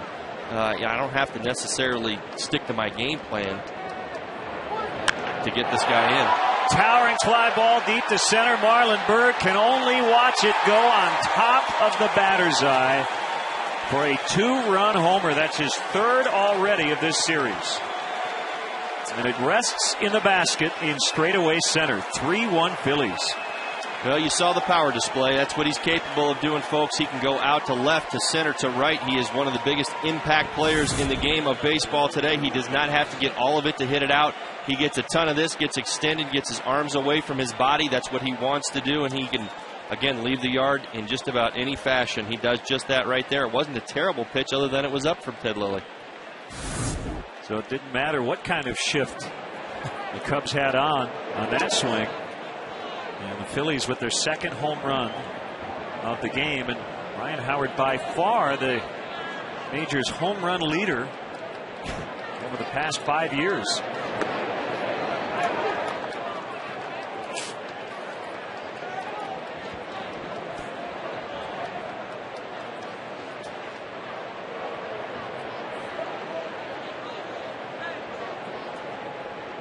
To Francisco in the dirt.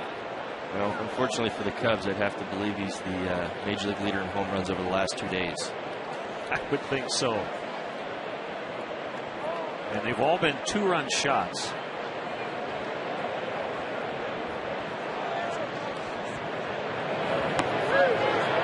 Got him on the backdoor curveball to end the inning, but Ryan Howard had a big weekend. A go-ahead 2-run homer, and it's 3-1 Philadelphia.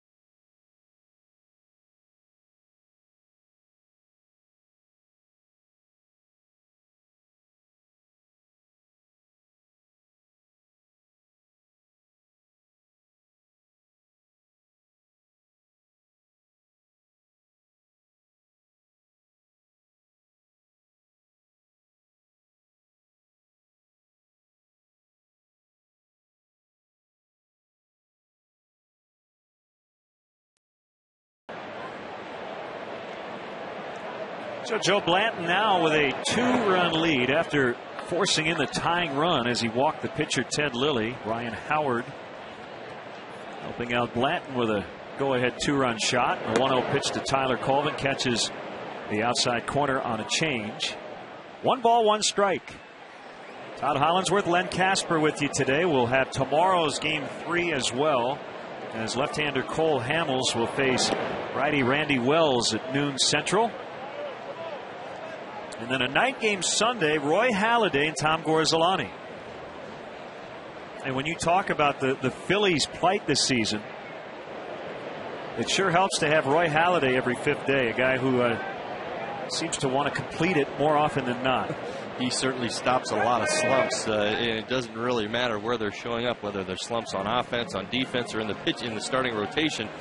He is a guy who brings it each and every day, each and every start. I think one of his greatest assets is the control of 3 pitches and the ability to throw them at any time in the count. You can't sit on anything with him. Even myself facing him a few years ago, that was the one thing that I constantly remembered, that regardless of what the count was, whether it was a hitter's count or he was ahead of me, you really had nothing to go on. He has the ability to throw all pitches and all counts. Inside 3-2. D. Lee is next. Joe Blanton's done a real good job managing his pitch count. I think only 71 pitches coming into this inning. The Cubs have had a rough time figuring him out on the air. That was a very late defensive swing by Colvin for strike 3 as we look in on the Cubs minor league report. 4 of the Cubs' 6 minor league affiliates are either in first or within a game of first in their league. Iowa a half game out in their division at AAA. Tennessee a game out, but they already won the first half. Daytona won back in the Florida State League division, and Boise a half-game lead in their division. So it's been a good year for the Cubs farm system, and they've already produced some big leaguers this season. 1-1 on Derek Lee.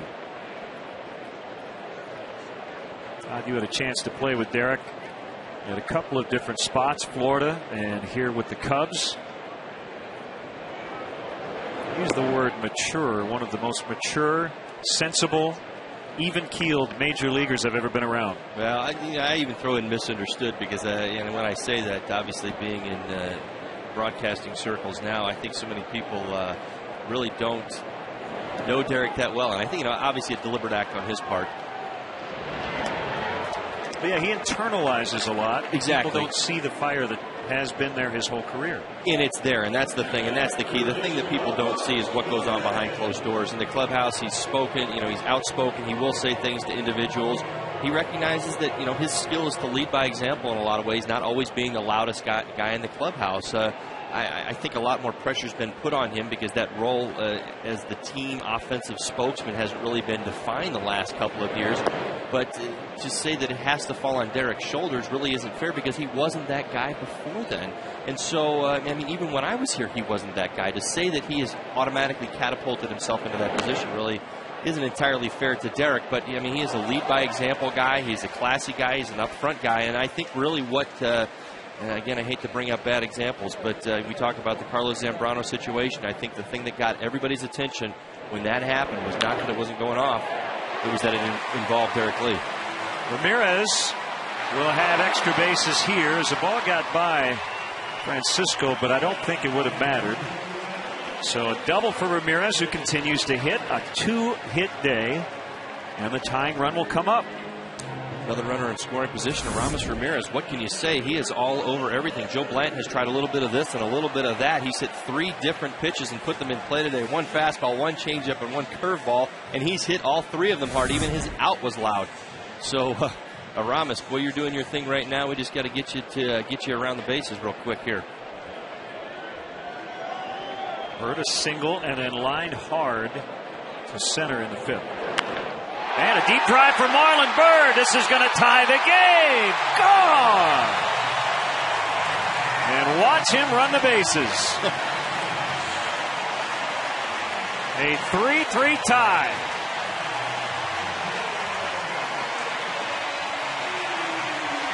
Well, Marlon Byrd jumps all over a first pitch fastball. Smokes it. Left field bleachers. Got to feel good about that. Sneak attack. Jumped all over him. Tie ball game. That's his 10th of the year. So the Cubs answer right back after the Ryan Howard 2-run shot. Marlon Byrd with a 2-run homer. It's 3-3. And it got out in a hurry, and he circled the bases in a hurry.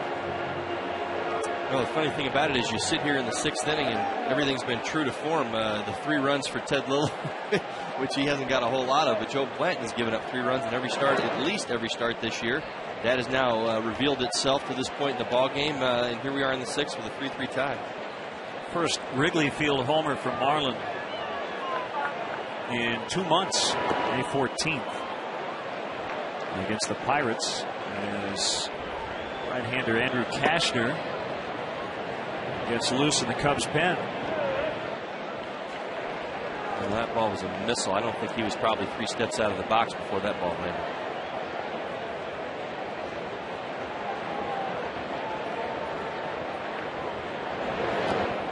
And Soriano chases a breaking ball in the dirt, and Ruiz throws him out.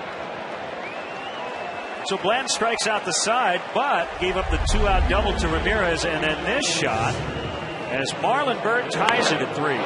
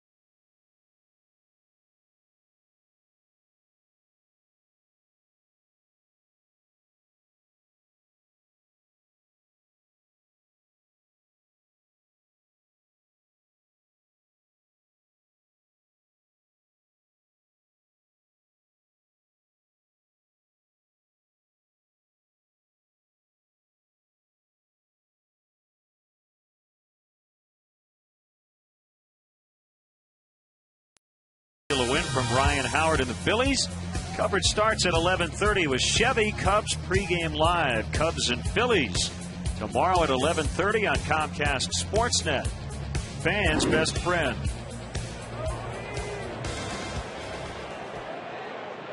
A 3-3 tie, each team with 4 hits. As we get into the 7th.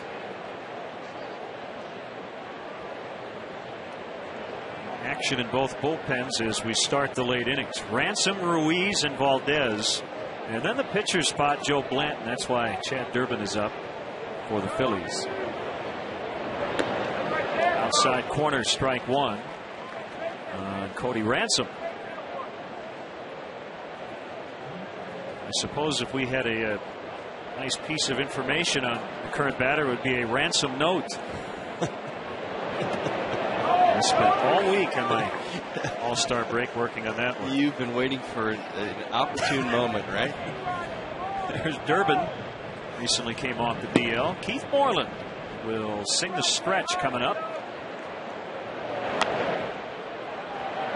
Pop fly to right. And Colvin, that's the Sunfield now as we near 3 o'clock. Watch Comcast Sportsnet Cubs game replays. You can skip over that Ransom note joke on demand with Xfinity TV from Comcast. Don't miss the action. Call 1-800-XFINITY today. Well, a day like today, you watch the outfielders with this high sky doing a real good job of shading their eyes and playing the ball off to the side. The whole idea is to keep yourself out of the way of the sun. You never want to get directly under it or create a straight line between your eyes and that sun because you're going to lose it at some point. You're watching the players do, they've all got different styles. Some guys like to use their glove. Marlon Byrd will do that. Other guys like to use their bodies to shield the sun. And, it's just real important, especially on a day like today when there is not a cloud to be found. Guys are constantly checking where the sun is just about before every pitch because it does shift, obviously, as the day goes on. Or more specifically, the Earth does. Yes, all the planets and stars are moving. 1-2. That's golfed into left. Soriano coming in. He'll put it away. 2 quick outs.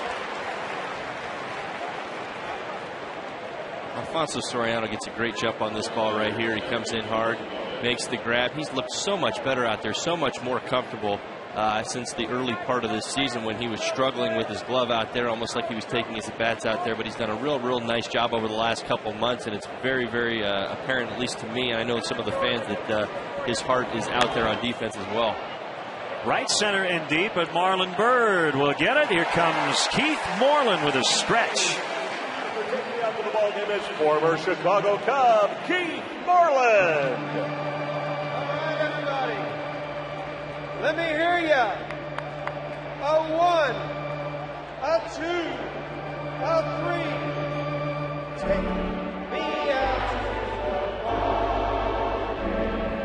Take me out to the crowd.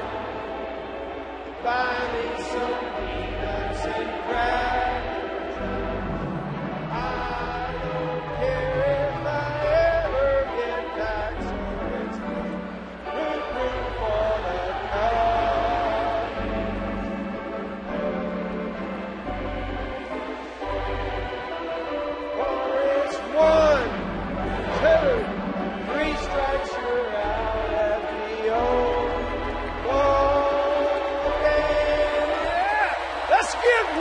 For sure.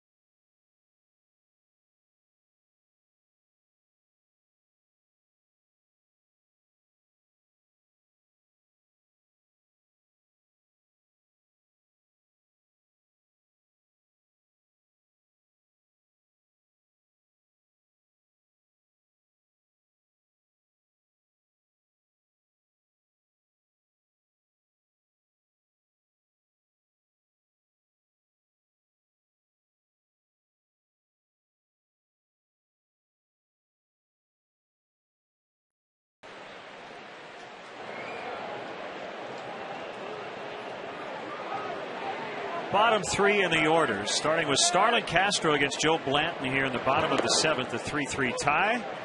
Keith Moreland back with us after working in the booth last night. Very nicely done. You got all the words right. Generally in tune, low and slow. Nicely done. I tell you what, I am not a singer. Trust me, it is so much fun.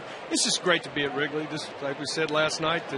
And you got a heck of a ball game going on right here. Now it's going to be who makes a mistake late. This is the kind of day you like to have the last at bat.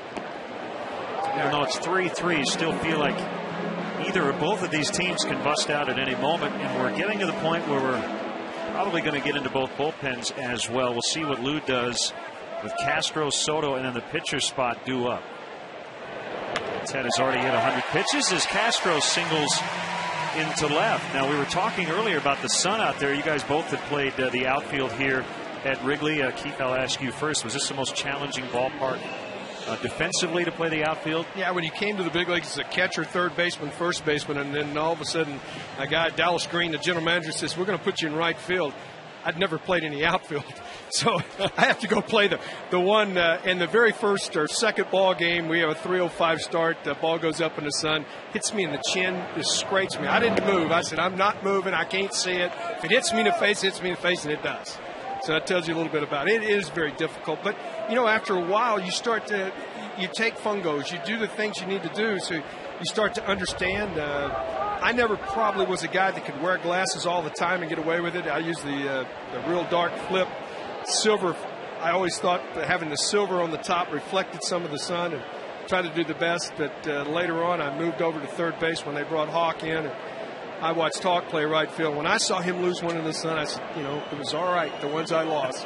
This guy's the best player, one of the best I've ever been around. And he lost one in the sun here at Wrigley. Well, that's a big play right there. As Blanton's pickoff throw gets away. So Castro now at second with nobody out. We talked about it last night, guys. You got to play the game. Derek Lee last night, one of the big at-bats was to move a runner over. Right now, this is a big at-bat for Gio. You've got to find a way, if you're going to get the opportunity to swing the bat, you got to hit it to the right side. Play the game right now. That's exactly right. You have to understand the circumstances and how the game's being dictated to you as a hitter. You get yourself in the box and you understand what you need to do. It's not about getting a great pitch. I mean, of course, you want to get a good pitch to hit, but you recognize the strike zone. You find out what the strike zone, what it's been all day. It's been a little bit wider. You've had to expand your zone. Some of these hitters have had to work with a little bit bigger strike zone, but recognize the situation. At all costs, get that runner to third base and let the guy behind you do it. Give yourself up. That's right. I mean, you get 570 at-bats in a season. Todd, you know this as well as anybody. There are some of them that you've got to give yourself up for the benefit of what's going on. And right now, you got to give yourself up and get the job done. Well, I'm a firm believer that momentum is such a big part of the game of baseball, getting the fans and the crowd involved. And when you do your job, the crowd responds, especially here at Wrigley. These fans understand giving oneself up for the cause, essentially, and that's exactly what you want to do in this situation. Well, he gave 2 shots at it. I will give both of them. He was a little tardy trying to go to the right side. Now you got to make contact. There's no question he waited back on that 2-1 pitch. Now it's 2-2. There it is. And he does drive it the other way. It will be caught by Worth. Castro had to go back and tag. Throw to third is going to be cut off. That's winning baseball right there, guys. Any way you go it. 2-strike hitting, 2-2. Nice job right there. Absolutely, and that's how you respond. That's exactly what you want to do. He didn't give up his game plan. I understand what you were saying. He had the 2 strikes. You've got to find a way to put the ball in play, but he was committed to his game plan. A lot of times this year we've seen Giovanni Soto at times, bases loaded, runners in scoring position, take called third strikes. They needed to do a better job of recognizing, I've got to put the ball in play right here. He does a great job, lines out to right field, but gets that runner to third base. Yeah, and that time Starlin got very close to making a base running mistake. If that ball gets by Worth in right field, he's going to score easily. You got to immediately go back to the bag, but you got to understand there's some growing pains when you have a 20-year-old kid that can flat play, and he's going to get better with each ball game he goes out there and plays. You better believe it.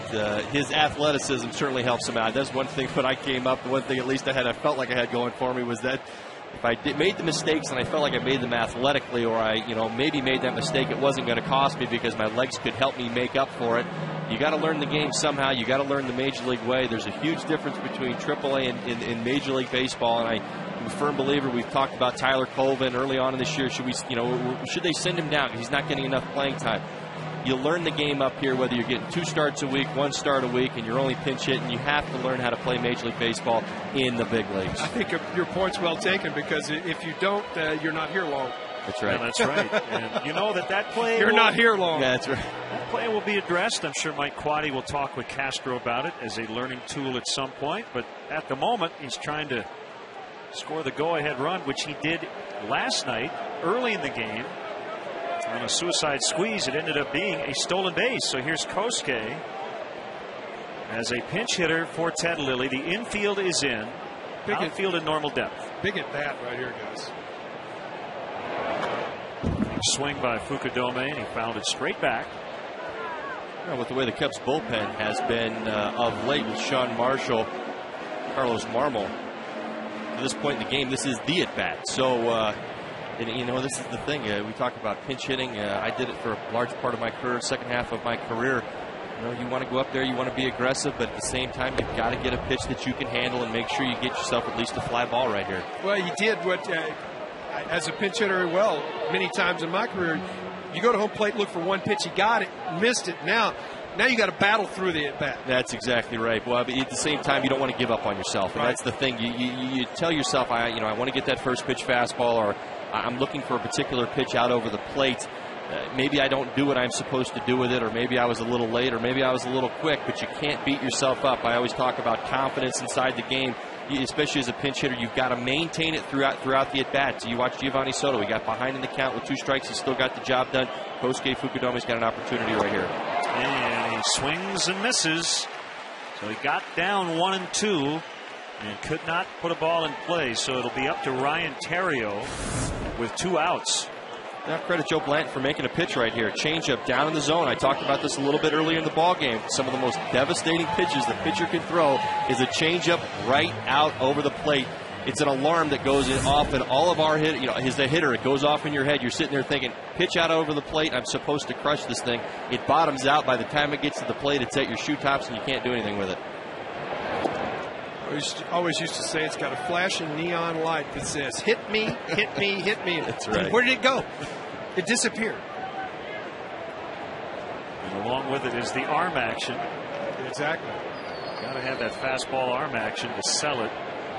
1-0 on Theriot. That caught the outside corner. 1-1. 3-3. We're in the 7th. But you get teams, we've talked about it, Lynn, and Cub fans will understand when things are going well, a guy like Ryan comes up right behind him. You got to pick that guy up. I mean, you got to find a way to get a 2-out base hit. That's the difference. Separates winning and losing teams is 2-out base hits. Well, you're right. And what also tends to happen, if Theriot picks up this RBI, nobody gets asked about Fukudome striking out with a runner at third. You pick him up in a lot of ways. That's right. Not only in the media, not only with the fans, but with the teammate. 3-1. You watched the Cubs do an awful good job of that last night. 9 of them. 9 2-out RBIs last night in a 12-run ball game. And they did a great job of that. They had good at-bats top to bottom. It wasn't just one individual. This is a great opportunity. You could certainly see Ryan do something right here. 3-2. So he has worked it full with Colvin on deck. Blanton has a little wiggle room, but you definitely think he'd rather get Theriot here than to mess with Tyler Colvin. We do not have a lefty up at the moment. It's still the right-hander Durbin. And time called before the big 3-2. Blanton trying to go quickly that time. Theriot was not set, got timeout called.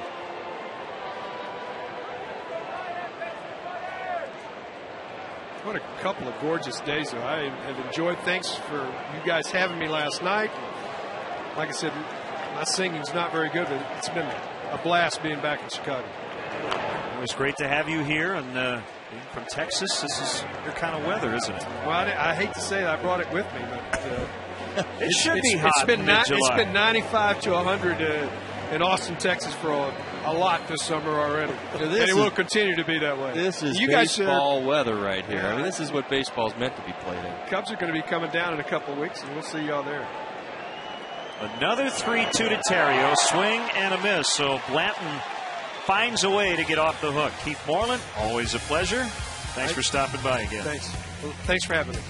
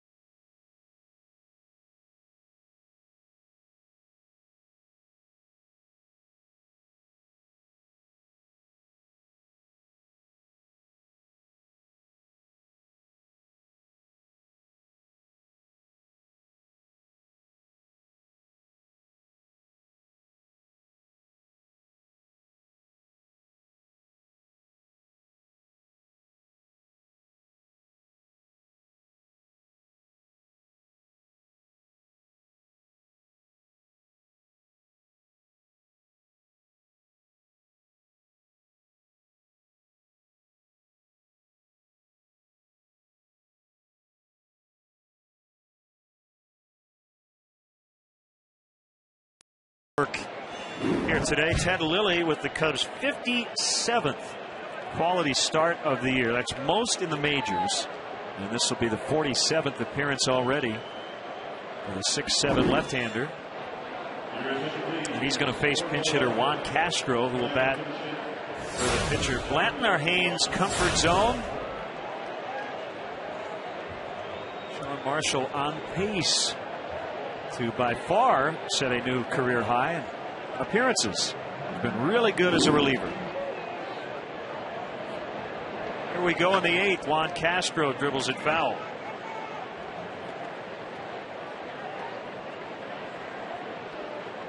Missed opportunity for the Cubs in the 7th as Blanton struck out Fukudome and Terrio with a runner at third. Well, he made pitches in big spots right there. The changeup to Fukudome fooled him out over the plate again.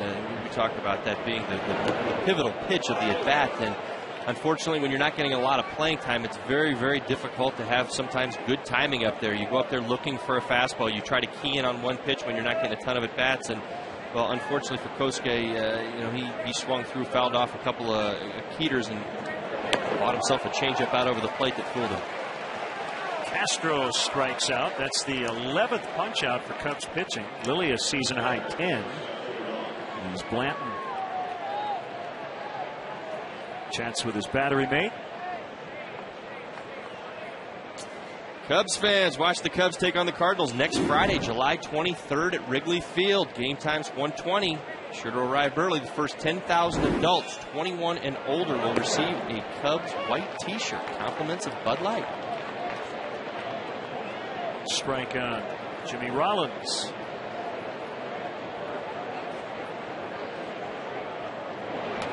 It's been a tremendous workload for Sean this year. We talked about that, just like you showed those numbers.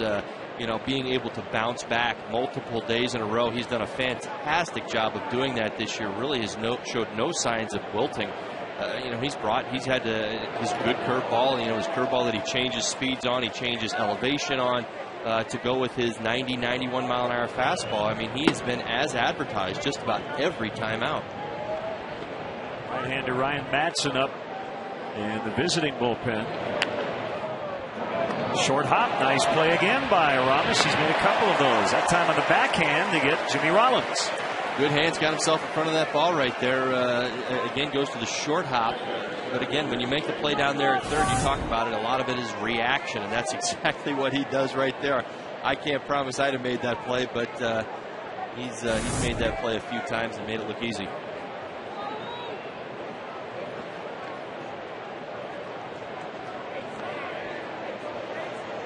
Strikeouts and a homer for Victorino.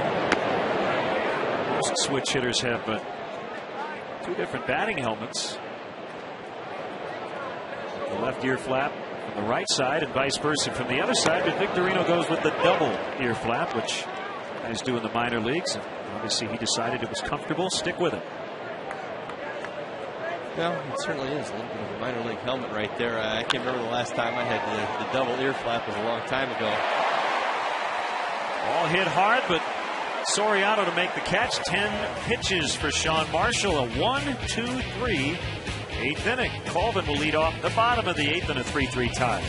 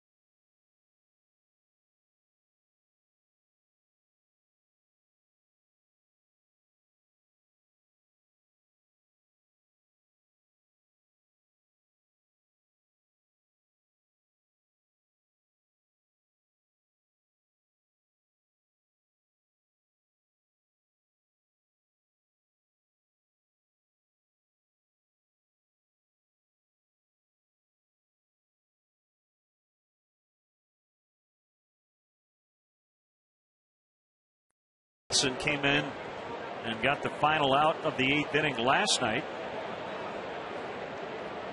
as he will work to Tyler Colvin here in the eighth.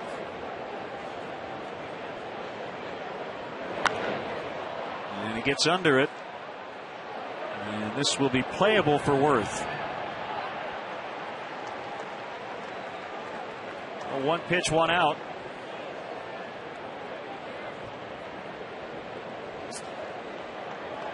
There's still time to get great seats, including the bleachers, for Cubs games this summer. To purchase tickets, visit Cubs.com, call 1-800-THE-CUBS, or visit the Wrigley Field box office.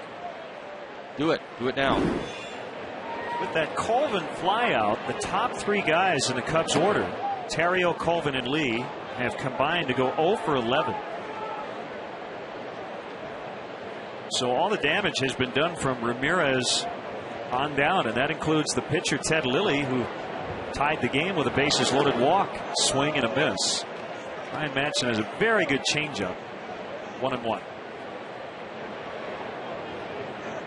We talked about this a little earlier in the ballgame, being deceptive, being able to throw that changeup out over the plate and fool the hitter with your motion and your delivery. Ryan Madsen can definitely do that.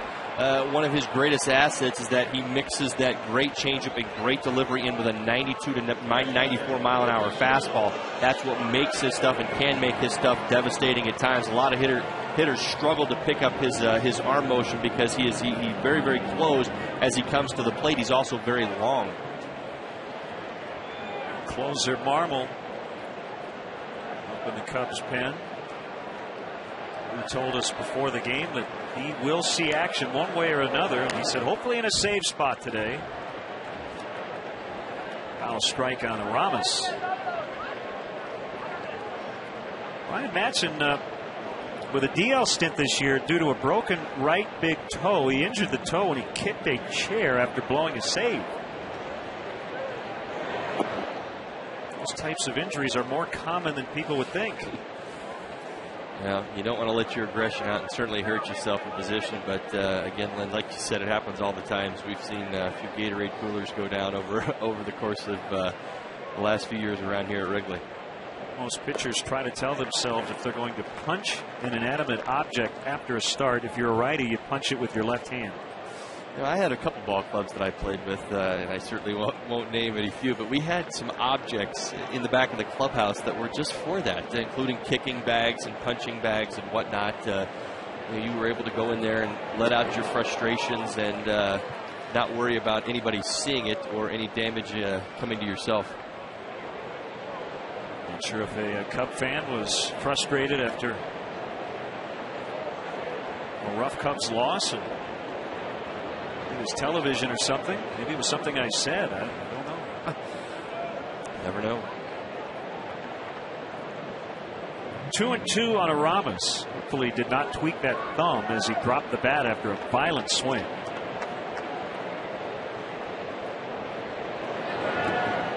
And laid off the changeup in the dirt. 3-2.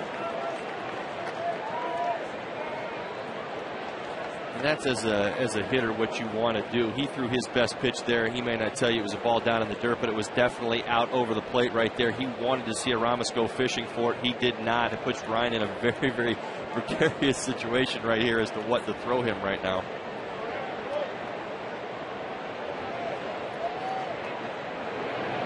Ooh, that was up and high in the air to left. This ball will go! Cubs lead! He hit it onto Waveland.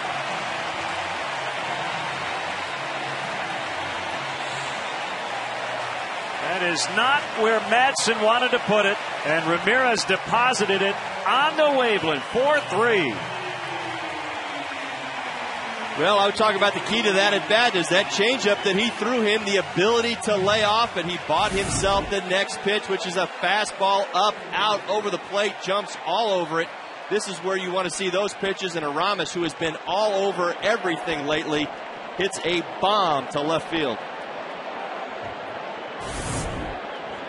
So 3 straight hits for Ramirez, a single, a double, a homer, 3 runs on the day.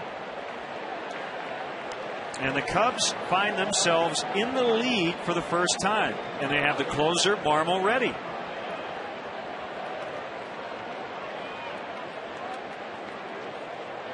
The 1-0 to Marlon Byrd. That's a strike.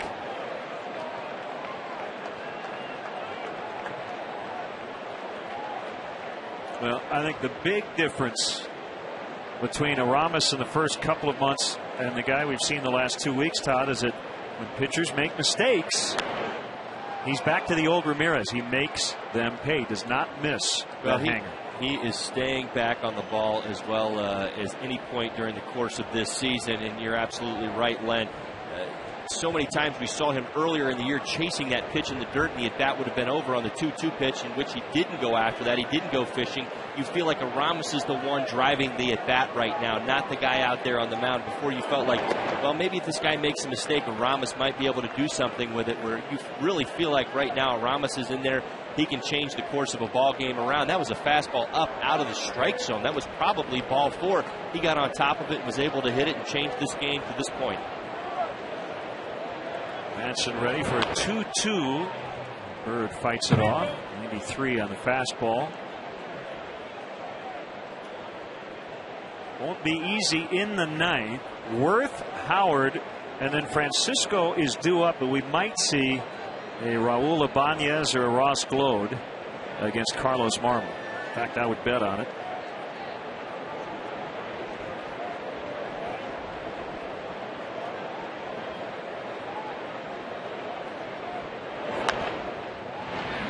To Howard, who will take it unassisted. Aramis Ramirez with a go-ahead home run, his 11th of the year. He has been red hot lately, and the Cubs will take a 4-3 lead into the ninth.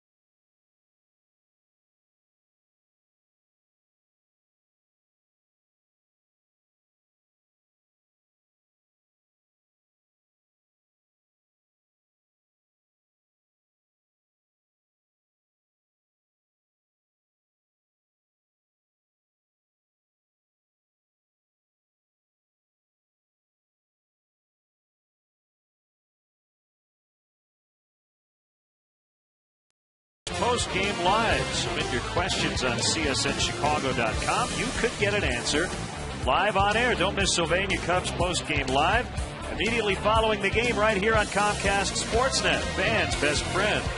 So Tom Hollinsworth in a nice suit and tie.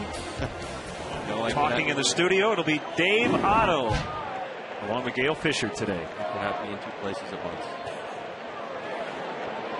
Here's the closer, Carlos Marmol, trying to notch his 17th save. He faces Jason Worth. 4-3 Cubs. Slider, strike one. No real secrets. 2 pitches. Fastball and a slider.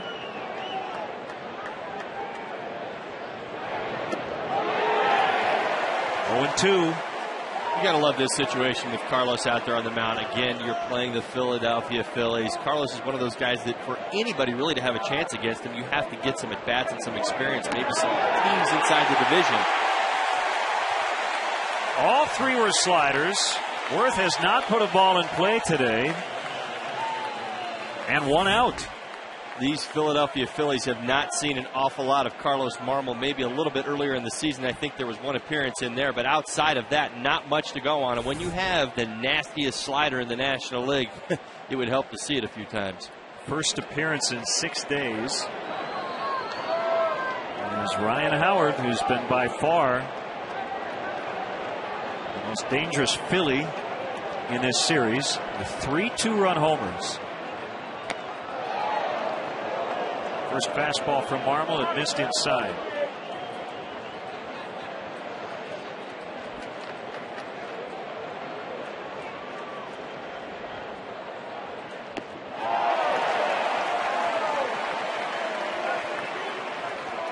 Still shifting. And Castro with nobody on base, way out at right center, along with Terrio in right.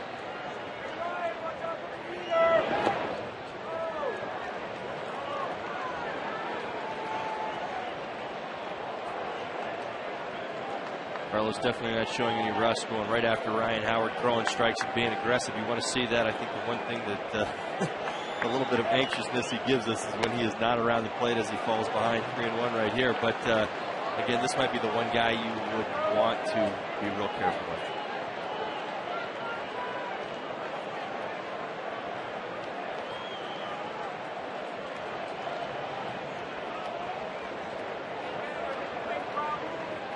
Here is the 3-1, and Howard could not hold up on a slider to make it 3-2. Not too many people can do that, folks. 82-mile-an-hour slider on a 3-1 pitch to the game's, arguably the game's premier left-handed power hitter. Made him look silly. Swing and a miss. Another slider. 2 down. Folks at home, you're getting a good dose of Carlos Marmol and what he's all about. We get to see him on a daily basis, but when you don't, you see a lot of swings that are just like the ones you're watching. Guys out on their front foot, guys fooled, guys trying to slow their hands down to try and put that ball in play, and even if you can, it's very, very hard to square up. I was surprised it will be Francisco and not one of the veteran lefties on Charlie Manuel's bench. Slider strike. Marmol now at 80 strikeouts in just over 42 innings on the season. Well, the one thing Ben Francisco has going for him, he is a very good off-speed hitter, and that might be the play right here. Got some heat, 0-2. 40,622 as the Cubs try to complete their comeback today.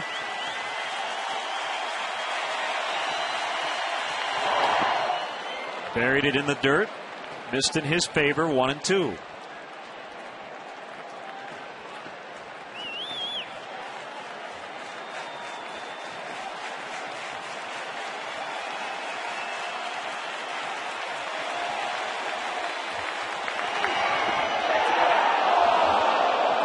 Almost came back over the inside corner, 2-2.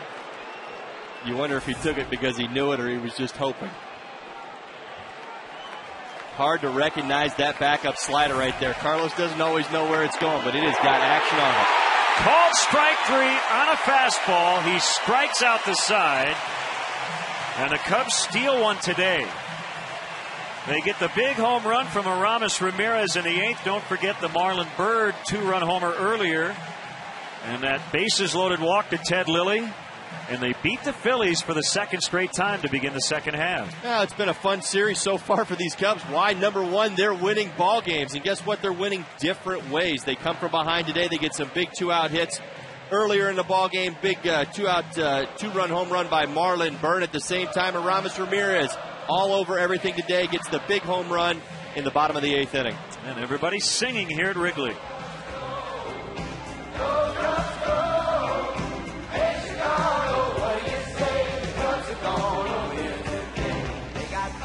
They got the speed to be the best in the National League. Well, this is the year and the Cubs are lead. So come on down to Wrigley Field. We're singing out, go Cubs, go, go Cubs, go. Hey Chicago, what do you say? The Cubs are gonna win today. Go Cubs, go. Let's go down to the field, and once again, Luke's standing by with our pregame guest here on the postgame. Thank you, Len. Aramis Ramirez. Obviously, you're feeling good at the plate. 5 hits to start this series. What's been the difference for you? Well, when I get the right pitch, I haven't been missing it. I put it in play, and I usually put it in play hard, and that's the difference. He left you one hanging there on the home run? Yeah, he threw me a 3-2 changeup, and he got a good one, so I just try to put the ball in play. Wind blowing out, you never know. You're pretty glad you don't have to face Carlos Marmol at the plate? Yeah, he's one of my best friends, but I told him, if I ever face you, you better walk me. I feel like dropping my glove when I play third. Tell me about Ted Lilly, because everybody says, it's got to be the bats to carry this team if you guys are going to come back, but Ted Lilly did a great job and kept you in it, too. Well, yeah, especially against the Phillies. They got a great lineup. He kept us in the game. After Red Hardware, he's a big 2-run homer. We came back and tied him up, and he went back out there, and gave us a chance to win. Nice to hear these fans singing. Yeah, it's been a struggle so far. We still up 9 games under 500. That's not where we want to be, but we still got a long way to go. Nice way to start the second half of the season. Go get him again tomorrow. It's getting hot outside, and so is that guy. He's on fire. He's got to cool off with a shower. Len, back up to you. Luke, thanks very much. The Cubs starting their longest homestand of the season. It'll cover 11 days and 10 games with a couple of wins. A blowout win last night, a thrilling come-from-behind 4-3 win here today. Our Cubs' upcoming Feldco schedule. The Astros come in Monday through Wednesday, and then those Cardinals, we haven't seen them a whole lot next weekend. But Todd, this team seems to now be taking it one day at a time, and that's really all you can do. Well, you're in a position where it's got to be baby steps. You come in today 10 games under 500. Now you're 9 games under 500. But again, it's all about carrying it over to the next day, about playing good baseball. You want to see the Cubs do that. They're starting to do that. They win 2 different types of ball games in the last 24 hours. They win a game in which they blow out a team last night. They come from behind today. They win a close 1-run ball game. They haven't been doing that an awful lot this year. It's good to see, but again, I think for the Cubs right now, just playing good baseball is a victory each and every day. Nicely done. We will see you tomorrow, and hey, you get to go home early today. That's right. I will be home early, believe it. Thanks, so Len. that will do it for our game coverage. Stay tuned. Sylvania post-game live is coming up. The final score today, the Cubs 4, the Phillies 3. We're right back at you tomorrow at noon Central. Pre-game show starts at 11:30 as the Cubs host the Phillies in Game 3 of this series. In-game scoring provided